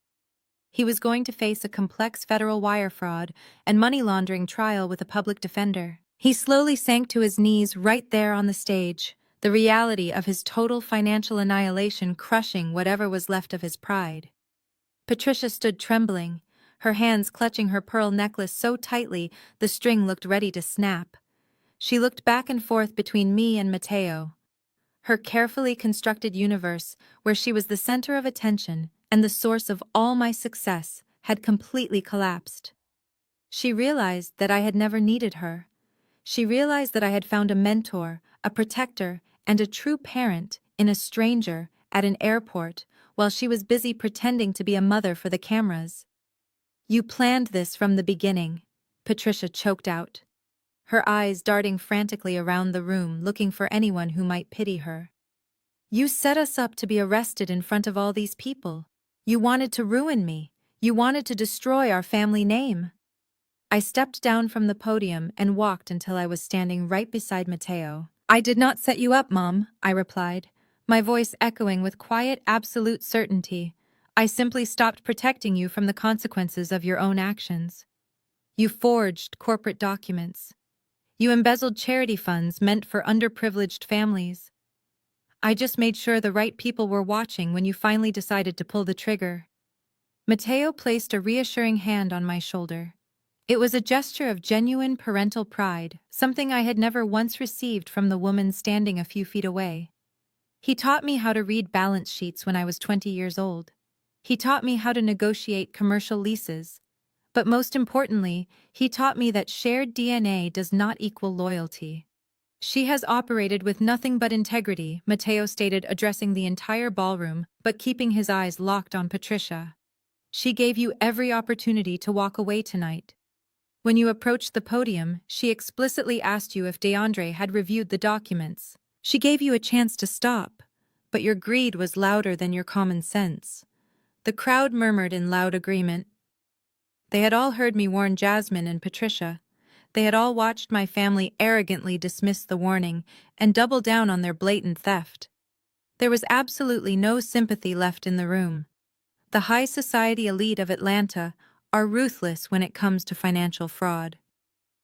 Patricia had stolen from a charity fund that many of the people sitting at those tables had personally contributed to. She was socially and financially dead to them. Several prominent investors sitting in the front rows intentionally turned their chairs around, turning their backs to Patricia, in a synchronized display of absolute rejection. The special agent in charge checked his watch and signaled to his tactical team. "Get them out of here," he ordered, his tone brisk and professional. "We have enough evidence to process them for violating Title 18 United States Code Section 1343. The agents grabbed DeAndre by the arms, pulling his dead weight up from the floor. He did not fight them. He let his head hang limp, completely broken and defeated. Jasmine, however, was still thrashing, screaming my name and cursing me as the agents forcefully dragged her toward the exit. The heavy mahogany doors remained wide open as the federal authorities marched my sister and my brother-in-law out of the ballroom and into the flashing red and blue lights of the police cruisers, waiting in the hotel valet loop. Patricia watched her golden child being hauled away like a common thief. She reached out a trembling hand toward the doors, but she could not force her legs to move. She was paralyzed by the sheer magnitude of her failure. I stood next to Mateo and watched them disappear down the brightly lit hallway, feeling an overwhelming sense of lightness wash over my chest. The heavy, suffocating weight of my toxic family, the constant fear of their sabotage, and the endless cycle of their manipulation was finally gone. They had dug their own graves, they had jumped in willingly, and I had simply handed the shovels to the federal government. Mateo turned away from the open doorway and focused his attention entirely on Patricia. She was still standing frozen near the front row of tables, looking like a woman who had just watched her entire universe collapse into dust. She was breathing in shallow, ragged gasps, unable to tear her eyes away from the man who had just orchestrated the absolute destruction of her family. For 23 years, Patricia Mateo began, his voice echoing with a cold, clinical precision that commanded absolute silence in the grand ballroom. For 23 years, I have known exactly what kind of people lived inside your house. You thought your little incident in Paris was a secret. You thought you could simply return to Atlanta and continue playing the role of the perfect matriarch. But when I put your daughter on a flight back to the United States 2 decades ago, I did not just wave goodbye and forget about her. Patricia swallowed hard, taking a small involuntary step backward. I assigned a dedicated team from my corporate intelligence division to monitor her environment, Mateo stated. The wealthy guests in the room leaned forward, hanging on every word. I needed to ensure she was safe from the very people who were supposed to protect her. So I watched. My legal team kept meticulous records of your behavior. I saw the high school graduations you conveniently missed because you had a country club luncheon. I saw you refuse to co-sign her college student loans while you were simultaneously buying Jasmine designer clothes and luxury vacations. I stood beside Mateo, feeling a tightness in my chest finally begin to unravel. For my entire life, I had carried the burden of my family's emotional abuse in total silence. I thought I was completely alone navigating a household built on favoritism and cruelty. Hearing Mateo lay it all out in front of the people Patricia had spent years trying to impress was the ultimate validation. You starved her of affection, and you starved her of resources. Mateo continued, taking a slow, deliberate step toward the edge of the stage. But pressure creates diamonds, Patricia. You tried to bury her, but you only taught her how to survive in the dark. By the time she was 20 years old, she had more business acumen and pure resilience than you and your golden child could acquire in 10 lifetimes. Patricia shook her head, her perfectly styled hair falling loose around her face. You had no right, she whispered, her voice hoarse and broken. You had no right to spy on my family. I had every right to protect an investment, Mateo countered smoothly. When Naomi drafted her first comprehensive business plan, she submitted it to a blind European venture capital competition. She did not know my firm sponsored it. She won first place against thousands of international applicants. She earned her seed capital entirely on her own merit. All I did was make sure the check cleared through an anonymous corporate proxy, so your greedy hands would not try to snatch it away from her. I remained a silent partner watching her build this massive empire brick by brick while you sat on the sidelines and took the credit. The investors in the audience nodded quietly to each other. The pieces were finally falling perfectly into place. They understood now why my firm had always operated with such flawless international backing, and why I had always kept my family strictly separated from my actual corporate governance. But then your spectacularly incompetent son-in-law entered the picture. Matteo said, a sharp edge of disgust entering his tone. DeAndre is a remarkably arrogant man, but he is a terrible criminal. He thought he was the smartest person in the room. He thought he could outsmart the system because he wore a nice suit and spoke with unearned confidence. Matteo looked directly at the senior federal prosecutor who was still standing near the entrance organizing the physical evidence. My holding company monitors global capital flows, Matteo explained, turning back to Patricia and the crowd. We track sovereign wealth and international market shifts. So when DeAndre started siphoning money out of this company's charity accounts 6 months ago, it triggered every single compliance alarm in my Geneva office. It was amateur hour. DeAndre was funneling hundreds of thousands of dollars through basic shell corporations in Florida before dumping the cash into unregulated sports betting syndicates in the Caribbean. Patricia looked sick. The sheer scale of the surveillance, the realization that an international billionaire had been tracking their every move while they arrogantly plotted to steal my company, was too much for her mind to process. He thought he was being stealthy, routing the wire transfers through Miami. Matteo laughed, a cold, harsh sound. But my financial analysts track cartel money laundering operations for sport. Finding DeAndre's stolen charity funds took my team less than 48 hours.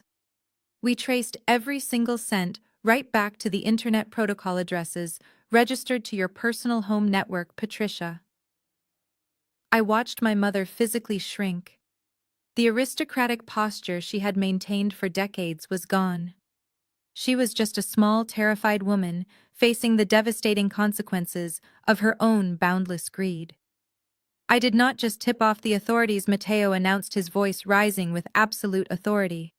I invited the senior federal prosecutor to my private office. I handed the United States government a perfectly categorized bound dossier. We provided them with every IP address, every forged signature, every offshore bank routing number, and every single text message Jasmine sent complaining about the international transfer limits. I handed the Federal Bureau of Investigation a bulletproof indictment wrapped in a silver bow. The ballroom was dead silent. The absolute power and reach of the man standing beside me was undeniable. He had completely outmaneuvered a family of narcissists without ever stepping foot in their city until the trap was perfectly sprung. And do you know why I did it? Patricia Matteo asked, leaning forward slightly. I did it because of what you said in Paris. You called her a difficult child. You threw her away because she inconvenienced you. I wanted you to see exactly what that difficult child became. I wanted you to stand in this room surrounded by your peers and watch your golden child get hauled away in handcuffs. I wanted you to realize that you destroyed your own life trying to steal hers. Patricia could not hold his gaze. She looked down at the marble floor, tears dripping from her chin. She had spent her entire life curating an image of perfection, and now she was publicly exposed as an abusive mother and a corporate fraud. You tried to use the concept of family as a weapon, Matteo concluded, his voice dropping to a quiet, lethal register. But family is not defined by blood, Patricia. It is defined by loyalty, by protection, and by unconditional support. You failed at all three. Naomi is my family now. And I protect my family. Matteo turned his back on her, dismissing her entirely. It was the ultimate insult to a narcissist. He completely removed his attention, signaling that she was no longer worth his time or his words. He walked back to my side, standing tall and unbothered as the remaining federal agents began packing up the shredded forged documents to use as physical evidence in the upcoming trial. The past and the present had finally collided, and the truth had burned the facade to the ground. But Patricia could not accept being dismissed. For a narcissist, being ignored is a fate far worse than being hated. Being deprived of attention is the equivalent of being deprived of oxygen. As Mateo turned his back to her and began speaking quietly with the senior federal prosecutor, Patricia's mind scrambled for a new survival strategy. The rage and the tears had failed. The intimidation had failed. So she reached into the very bottom of her manipulative toolkit and pulled out the only weapon she had left. She tried to charm him. Patricia smoothed down the front of her expensive designer dress. She wiped the smeared mascara from under her eyes with the back of her hand and took a deep breath, forcing her facial features into a mask of polite, aristocratic grace. It was the exact same face she wore to charity galas and high society luncheons when she wanted to secure a massive donation. She stepped forward and intentionally placed herself directly in Mateo Navarro's line of sight, forcing him to acknowledge her. "Mr. Navarro." Patricia said, her voice suddenly soft and melodic, dripping with a sickeningly sweet tone. "Please forgive my earlier outburst. This entire evening has been incredibly overwhelming. I am just a mother who has been terribly manipulated by her own son-in-law." Mateo stopped speaking to the prosecutor. He slowly turned his head and looked at Patricia. He did not say a word. He just stared at her, waiting to see exactly how deep she was willing to dig her own grave. "DeAndre is a very aggressive man," Patricia continued, stepping slightly closer to him and lowering her voice as if they were two old friends sharing a private secret. "He told me those documents were simply administrative." "I am not a lawyer, Mr. Navarro. I am a widow who trusted the man my eldest daughter married. Jasmine has always been easily influenced, and DeAndre took advantage of both of us. But you and I, we are people of the world. We understand how these unfortunate misunderstandings happen in business." I stood a few feet away, watching my mother effortlessly throw her favorite golden child entirely under the bus to save her own skin. Less than 5 minutes ago, she had been weeping for Jasmine. Now she was painting Jasmine as a weak-minded fool and DeAndre as a master manipulator, hoping Mateo would view her as a tragic victim. "You have incredible influence," Patricia purred, offering Mateo a small, trembling smile. "You could speak to these federal agents. You could explain that I was coerced. I have deep connections in this city, Mr. Navarro. I sit on the board of the local hospital. I am close personal friends with 2 state senators. If you help me clear up this little misunderstanding, I could introduce you to the right circles in Atlanta. We could be powerful allies. After all, Naomi is my blood. We are family, and family must stick together." Mateo looked at her outstretched hand. He did not take it. Instead, he let out a short, humorless laugh that cut through her fake charm like a scalpel. "Allies." Mateo repeated the word, tasting like poison in his mouth. "You think you have something to offer me, Patricia? You think your little country club memberships and your local politicians impress a man who advises sovereign nations on international trade? You are a big fish in a remarkably small puddle, and you have spent your entire life believing your own delusions of grandeur." Patricia dropped her hand, her polite smile faltering. "Mr. Navarro, I am only trying to find a reasonable solution." "There is no solution," Mateo said, his voice turning to absolute ice. "You did not sign those papers because you were confused. You signed them because you are greedy. You did not wire hundreds of thousands of dollars from a charity fund to a Cayman Islands account because DeAndre manipulated you. You did it because you felt entitled to money you did not earn. You are not a victim, Patricia. You are the architect of your own destruction." Mateo took one step closer to her, his height and presence completely dominating her physical space. "You stand here tonight trying to charm me, using the concept of family to save yourself. But you lost the right to use that word 23 years ago. You lost it the moment you decided a 12-year-old girl was disposable. You lost it the moment you tried to steal her empire today. Patricia opened her mouth to argue to spin another web of lies, but Mateo raised a single hand, silencing her instantly. I told you exactly what she is, Mateo said, his voice echoing across the ballroom, ensuring every single guest heard his final verdict. She is a titan. She built a fortress while you were busy playing dress-up, and now you have absolutely nothing left. Mateo stepped aside, clearing the path. The special agent in charge, who had been standing quietly behind us, finally stepped forward. He did not have the patience for high society drama. He had a federal warrant to execute, and he was ready to finish the job. Patricia Ann, he said, his voice loud and authoritative. He did not use her prestigious last name. He stripped her of her title right out of the gate. You are under arrest for violation of Title 18 United States Code Section 1956, money laundering, and Section 1343 wire fraud. Patricia froze. Her eyes darted wildly from the federal agent to Mateo, and finally to me. No, she gasped, her voice completely losing its melodic charm. No, you already took DeAndre. You already took Jasmine.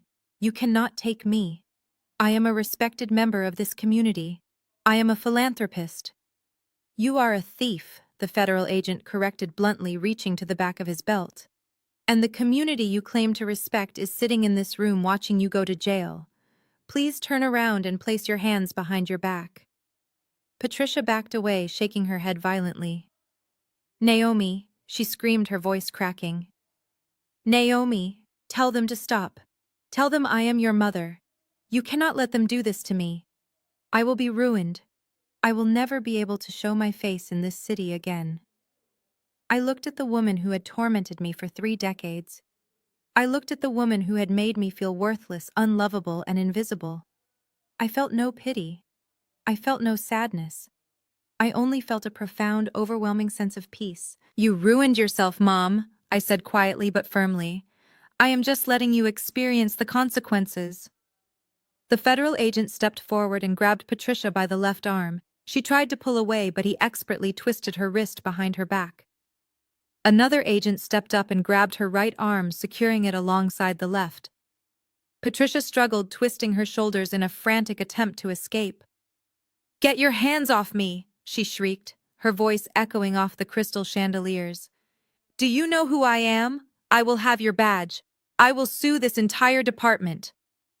The sharp metallic click of the steel handcuffs snapping shut around her wrists echoed through the microphone. The sound was final and absolute. As the agent secured the cuffs, Patricia jerked forward. The sudden, violent movement caught the string of her expensive pearl necklace on the lapel of the agent's suit jacket. The heavy silk thread snapped. Dozens of perfectly round white pearls scattered across the stage, bouncing on the clear acrylic floor and rolling off the edges into the darkness. It was a perfect visual metaphor for her entire life. The beautiful, expensive facade she had spent decades carefully stringing together was completely broken, scattering into worthless pieces on the floor. Patricia looked down at the pearls rolling away from her feet. The fight completely drained out of her body. Her shoulders slumped, her chin fell to her chest, and a low, agonizing sob tore from her throat. She was no longer a wealthy socialite. She was just a broken criminal wearing steel bracelets.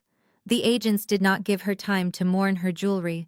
They turned her around and marched her toward the center aisle of the ballroom. The 300 guests, the people Patricia had spent her entire life desperately trying to impress, sat in total silence as she was paraded past their tables. Not a single person offered her a word of comfort. Not a single person stood up to defend her. They watched her with cold, judging eyes, witnessing the absolute downfall of a narcissist. I stood behind the podium and watched the heavy mahogany doors close behind her. The flashing red and blue lights from the lobby faded into the distance. The poison had finally been extracted from my life. I took a deep breath of the cool, conditioned air, feeling the heavy, invisible weight I had carried since childhood completely lift from my shoulders. The gala was not over. In fact, my real life was just beginning. Even before the heavy mahogany doors had fully closed on my mother, The reality of what had just happened on that stage was still burning in the air. To truly understand the depth of their depravity, you have to understand exactly what happened between my sister and her husband the moment the steel handcuffs snapped shut around their wrists. I watched the entire exchange unfold from behind my acrylic podium, and it was the most pathetic display of cowardice I have ever witnessed in my entire life. When the federal agents first moved in to secure DeAndre, he did not act like a devoted husband. He did not ask if his wife was okay or try to comfort her. The second the cold metal touched his skin, his absolute survival instinct took over. The arrogant, booming alpha male persona he had projected all evening completely evaporated.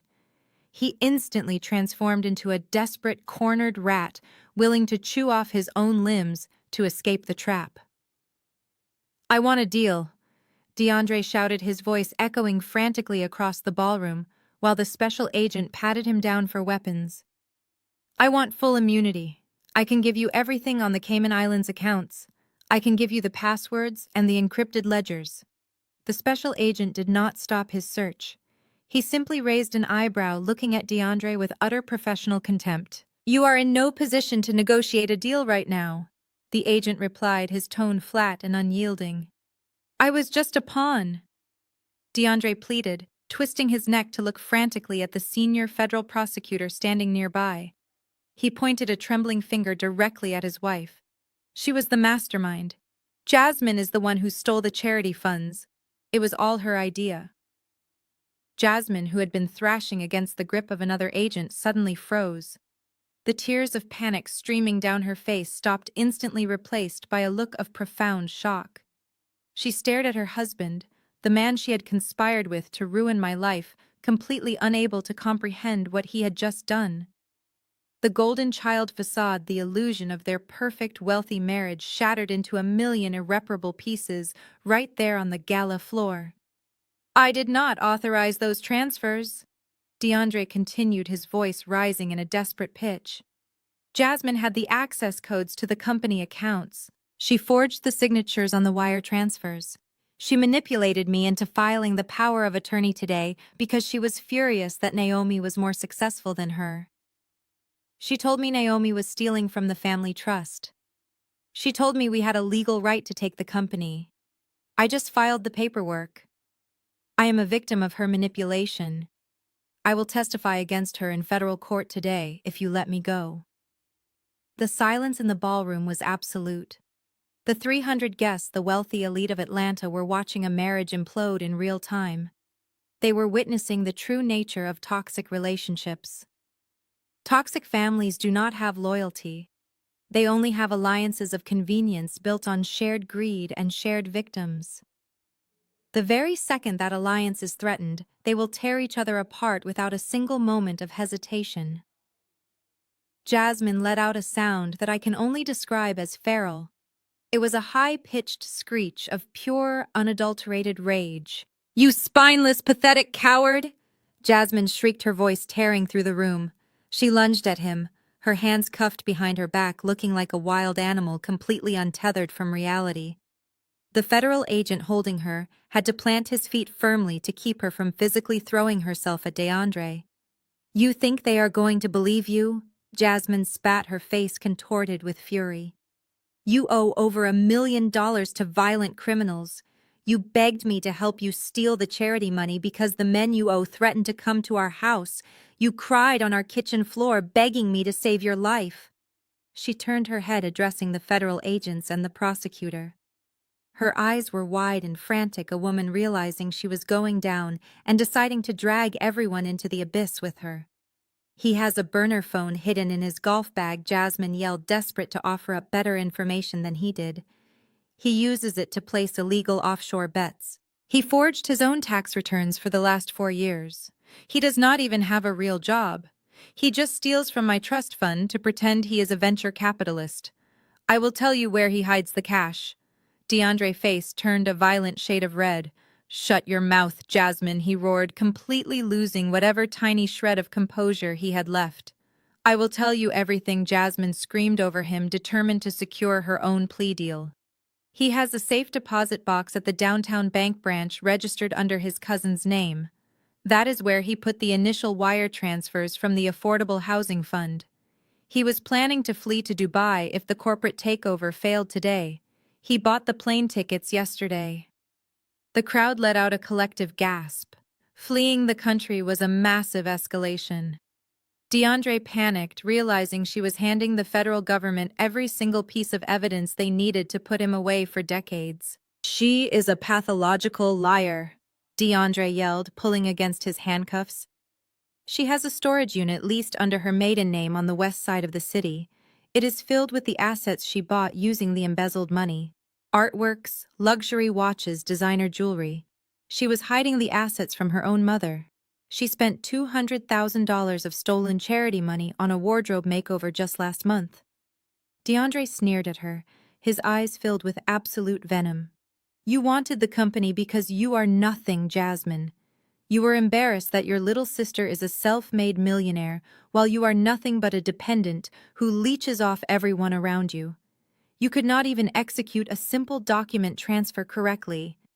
You took a $4 million debt and put my name on it," Jasmine screamed back, tears of rage flying from her face. "You ruined my life, you absolute failure." The sheer public shaming of this moment was unprecedented. A wealthy philanthropist sitting at table 4, a woman who had personally donated $50,000 to my company's affordable housing initiative, abruptly stood up. She walked right up to the edge of the stage, ignoring the federal agents. She looked at Jasmine with a cold, furious glare that could freeze boiling water. "You bought luxury watches with money meant to build homes for underprivileged families?" the philanthropist asked, her voice trembling with absolute outrage. "You stole from the homeless to buy designer clothes." Jasmine stopped screaming. For the first time since the federal agents walked into the room, she genuinely shrank back. She could not look the philanthropist in the eye. The real public shaming, the absolute destruction of her social status, was finally settling in. She had lost her freedom, but standing under the harsh glare of the stage lights, she realized she had also lost the one thing she valued above all else: her reputation. She was no longer a respected member of Atlanta high society. She was a pariah, a thief who stole from the poor to fund her own vanity. I stood behind my podium and watched them tear each other apart right on the gala floor. I did not feel a single ounce of pity. I did not feel sorry for my sister, and I certainly did not feel sorry for her husband. For my entire life I had been told that family is a sacred bond. I had been gaslit into believing that Jasmine and Patricia shared a profound, unbreakable connection that I was simply too flawed to be a part of. But looking at my sister and my brother-in-law screaming obscenities at each other to save their own skin, I realized the absolute truth. Their bond was entirely fake. It was a fragile, paper-thin illusion held together by stolen money and a shared hatred of anyone who forced them to look in the mirror. And the moment the mirror was held up to them, the illusion violently collapsed. "Enough!" the special agent in charge barked, his voice cutting through their screaming match like a whip. He grabbed DeAndre by the collar of his expensive suit jacket and pulled him backward. "We have all the confessions we need. Get them out of here." The federal agents forcefully turned DeAndre and Jasmine around. They did not go quietly. Even as they were marched down the center aisle of the grand ballroom, they continued to spit venom at each other, blaming one another for their absolute downfall. The 300 guests watched in stunned silence as the wealthy, glamorous couple was paraded out the doors, looking like nothing more than common criminals, turning on each other for a reduced sentence. I watched them disappear into the hallway, knowing I would never have to deal with their toxic presence in my life ever again. The surgical precision of my trap had not just exposed their crimes, it had completely dismantled their relationship. They were walking into a federal prison system, where they would spend the next decade fighting each other in court. And I was going to stay right here, standing at the helm of the empire they had so desperately tried to steal. Just as the federal agents were about to push Patricia through the heavy mahogany doors and out into the brightly lit hotel lobby, she dug her heels into the polished marble floor.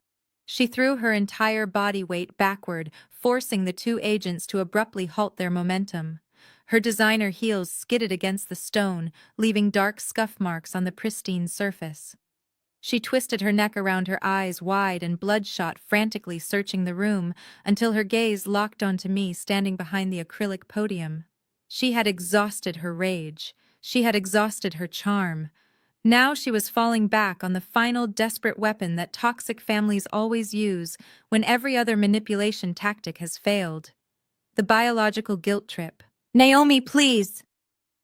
Patricia screamed, her voice tearing through the silent ballroom. It was a raw, guttural sound, completely devoid of the aristocratic elegance she had spent her entire life trying to project. "You have to pay our bail.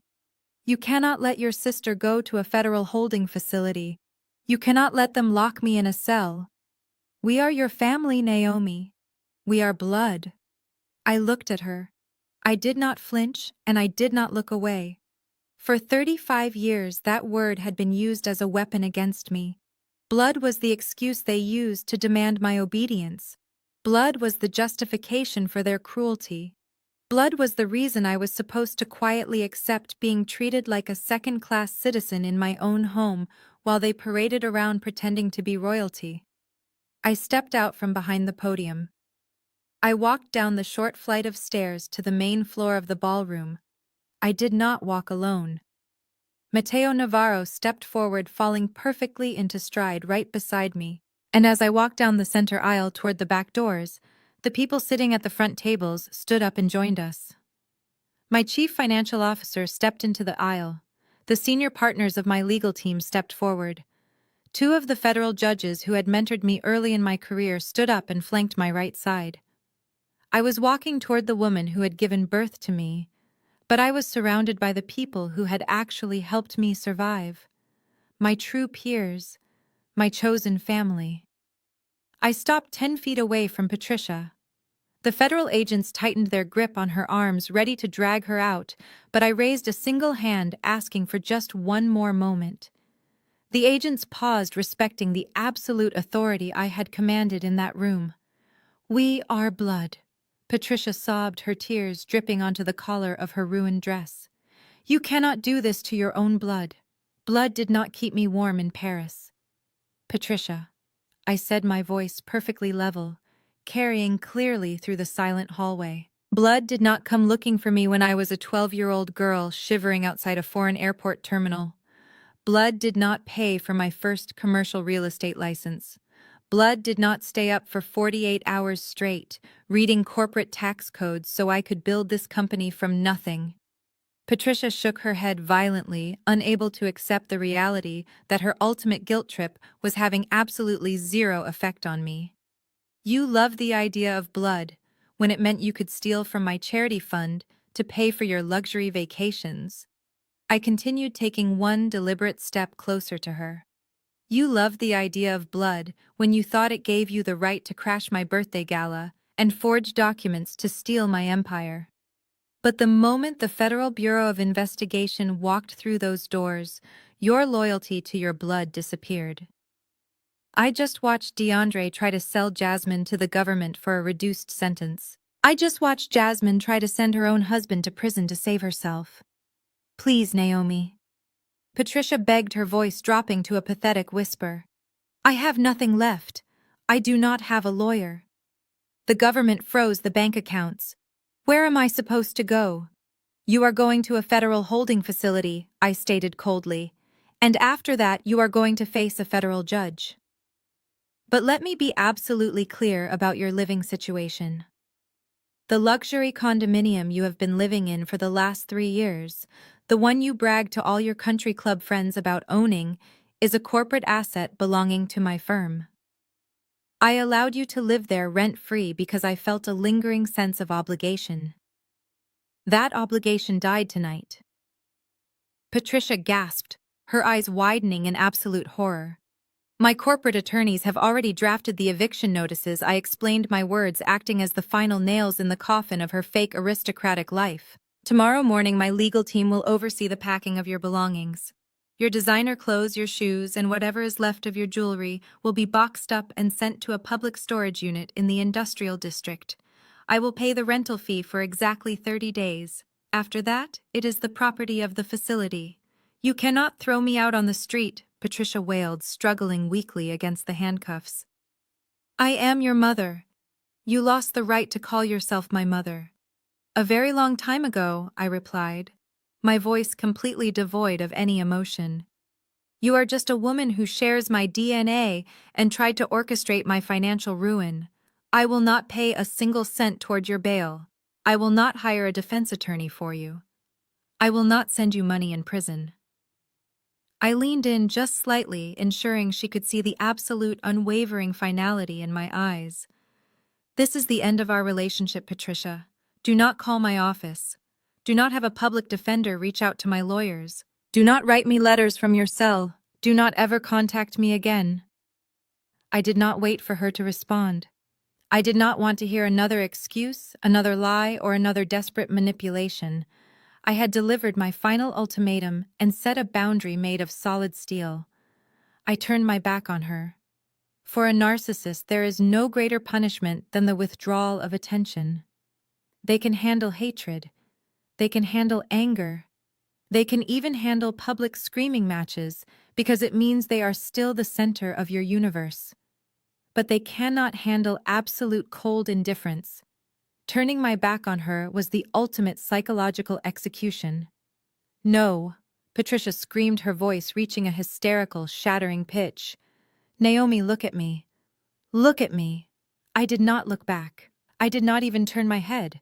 I simply held out my arm, and Mateo Navarro immediately offered his. I looped my arm through his, feeling the warm, sturdy presence of the man who had been more of a father to me in one afternoon at a Paris airport than my own parents had been in my entire life.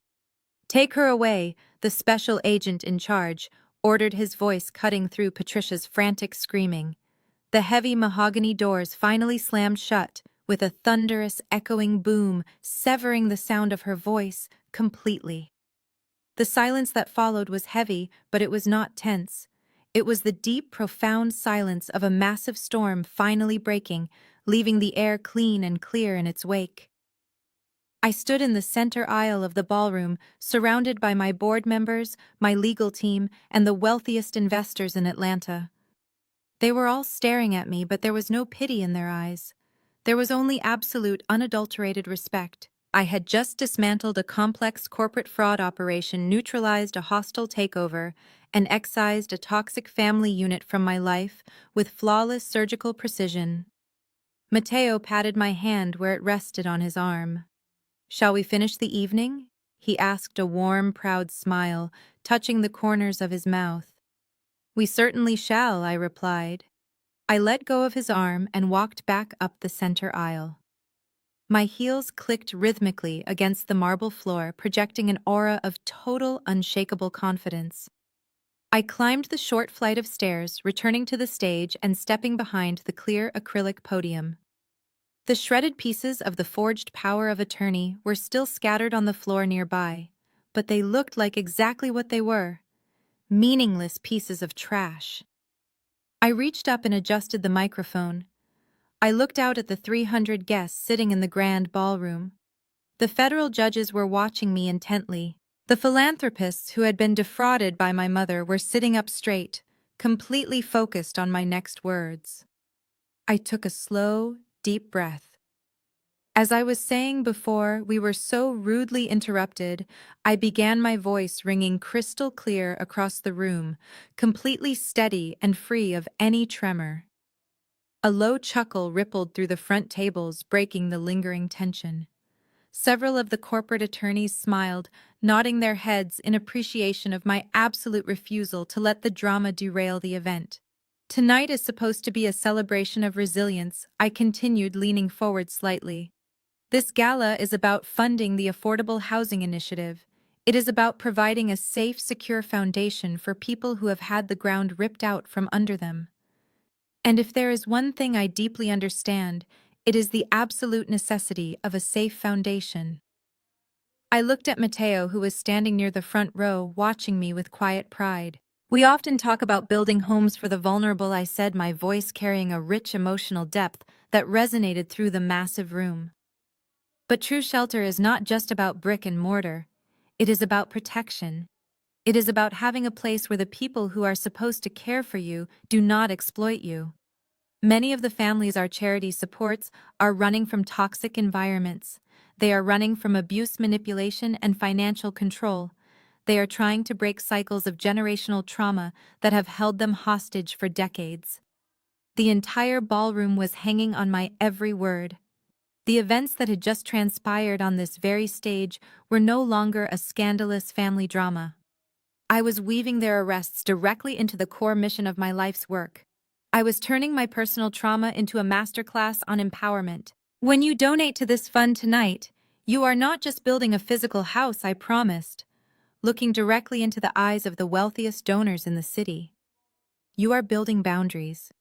You are giving someone the financial independence they need to stand up to the monsters in their own lives. You are giving them the power to look their abusers in the eye and say no more. You are giving them the freedom to walk away from the people who hold them down and walk toward the family they choose for themselves. I paused, letting the weight of my message settle over the crowd. I built my empire because someone gave me a lifeline when I was 12 years old. I concluded, my voice strong and unwavering.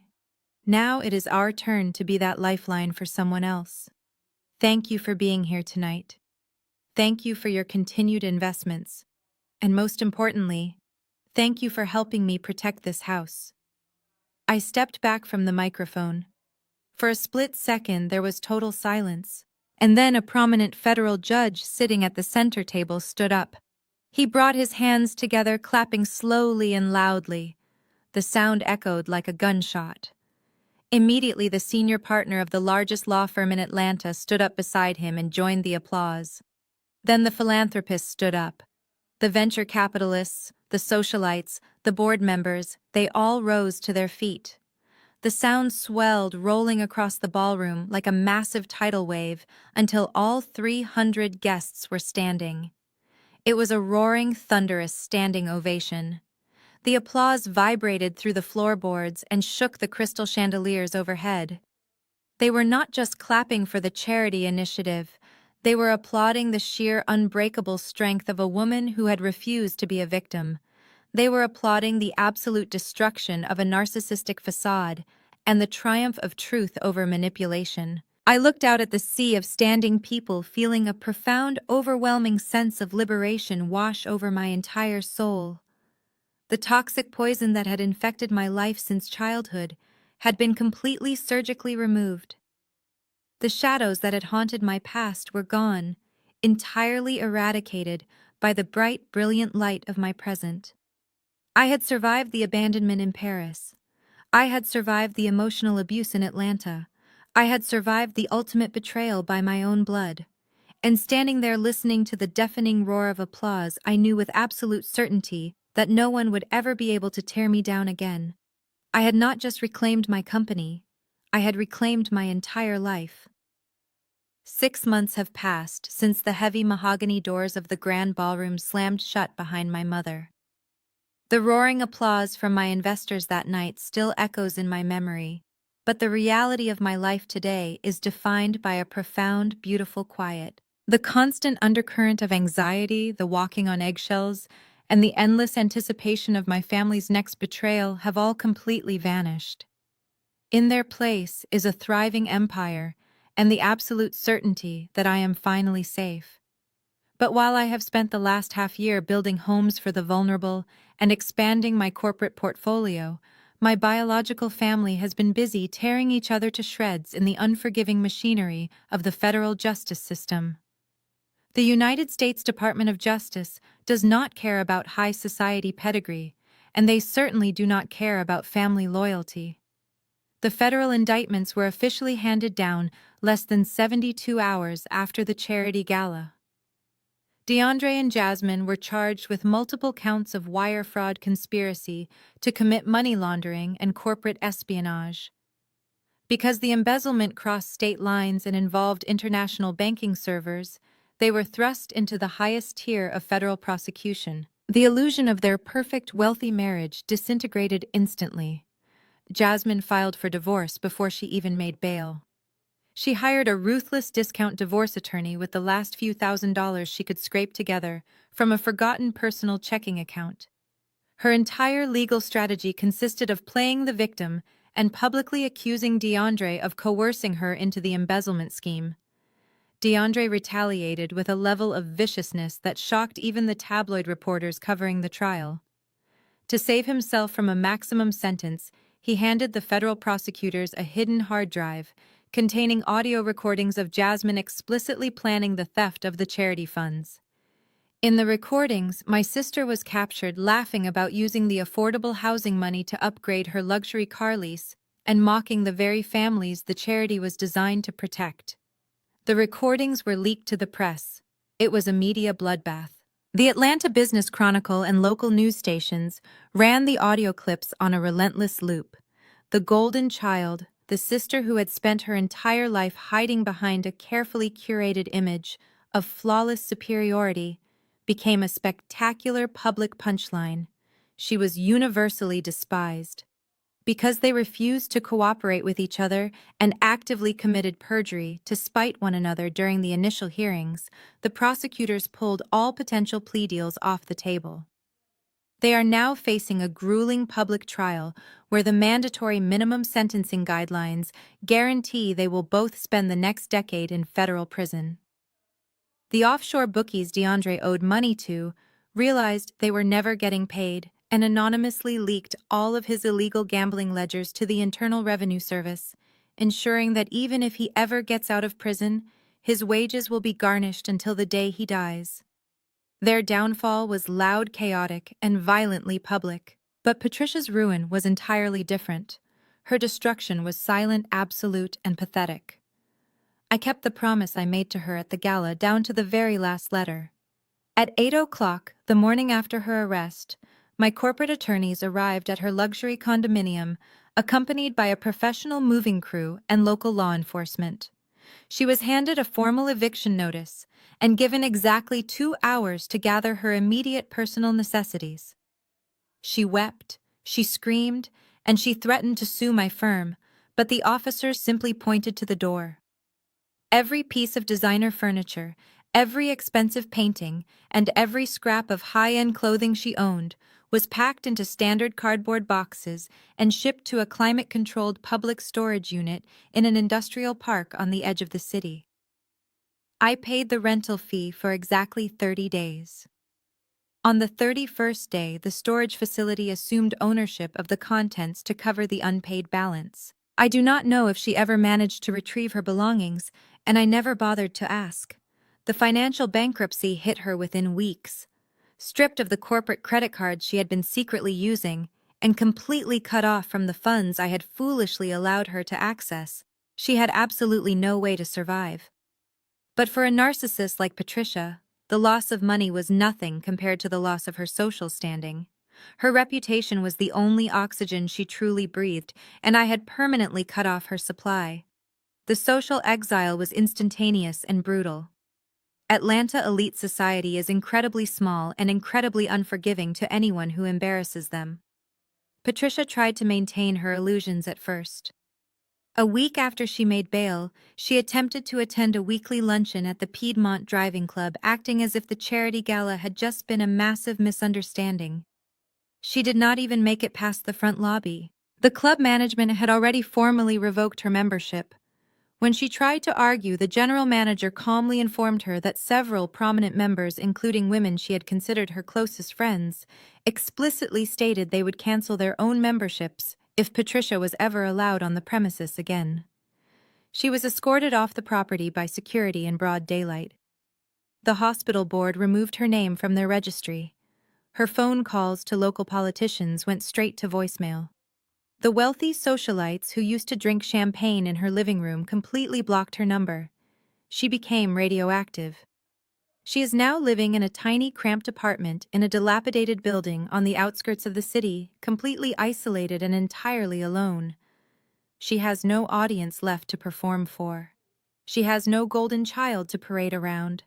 She has no scapegoat left to blame for her misery. She is trapped in a quiet, empty reality where the only person she has to look at is herself. And for a woman who has spent her entire life running from her own reflection, that is a punishment far worse than any prison cell. I watched the fallout from a distance, reading the legal briefings my attorneys forwarded to me with a detached clinical interest. I felt no guilt. I felt no lingering obligation. They had dug a massive pit intending to bury me in it so they could steal the empire I built with my own bare hands. I simply stepped aside and watched them fall in. Want to hear from you? Share your own stories in the comments below. Tell me how you found the strength to set your boundaries and walk away. Tell me about the beautiful chosen family you have built on the other side of the pain. Remember that walking away from toxicity is not giving up. It is the beautiful, empowering moment you finally decide to fight for yourself. Your story is still being written, and the best chapters are the ones where you are finally free.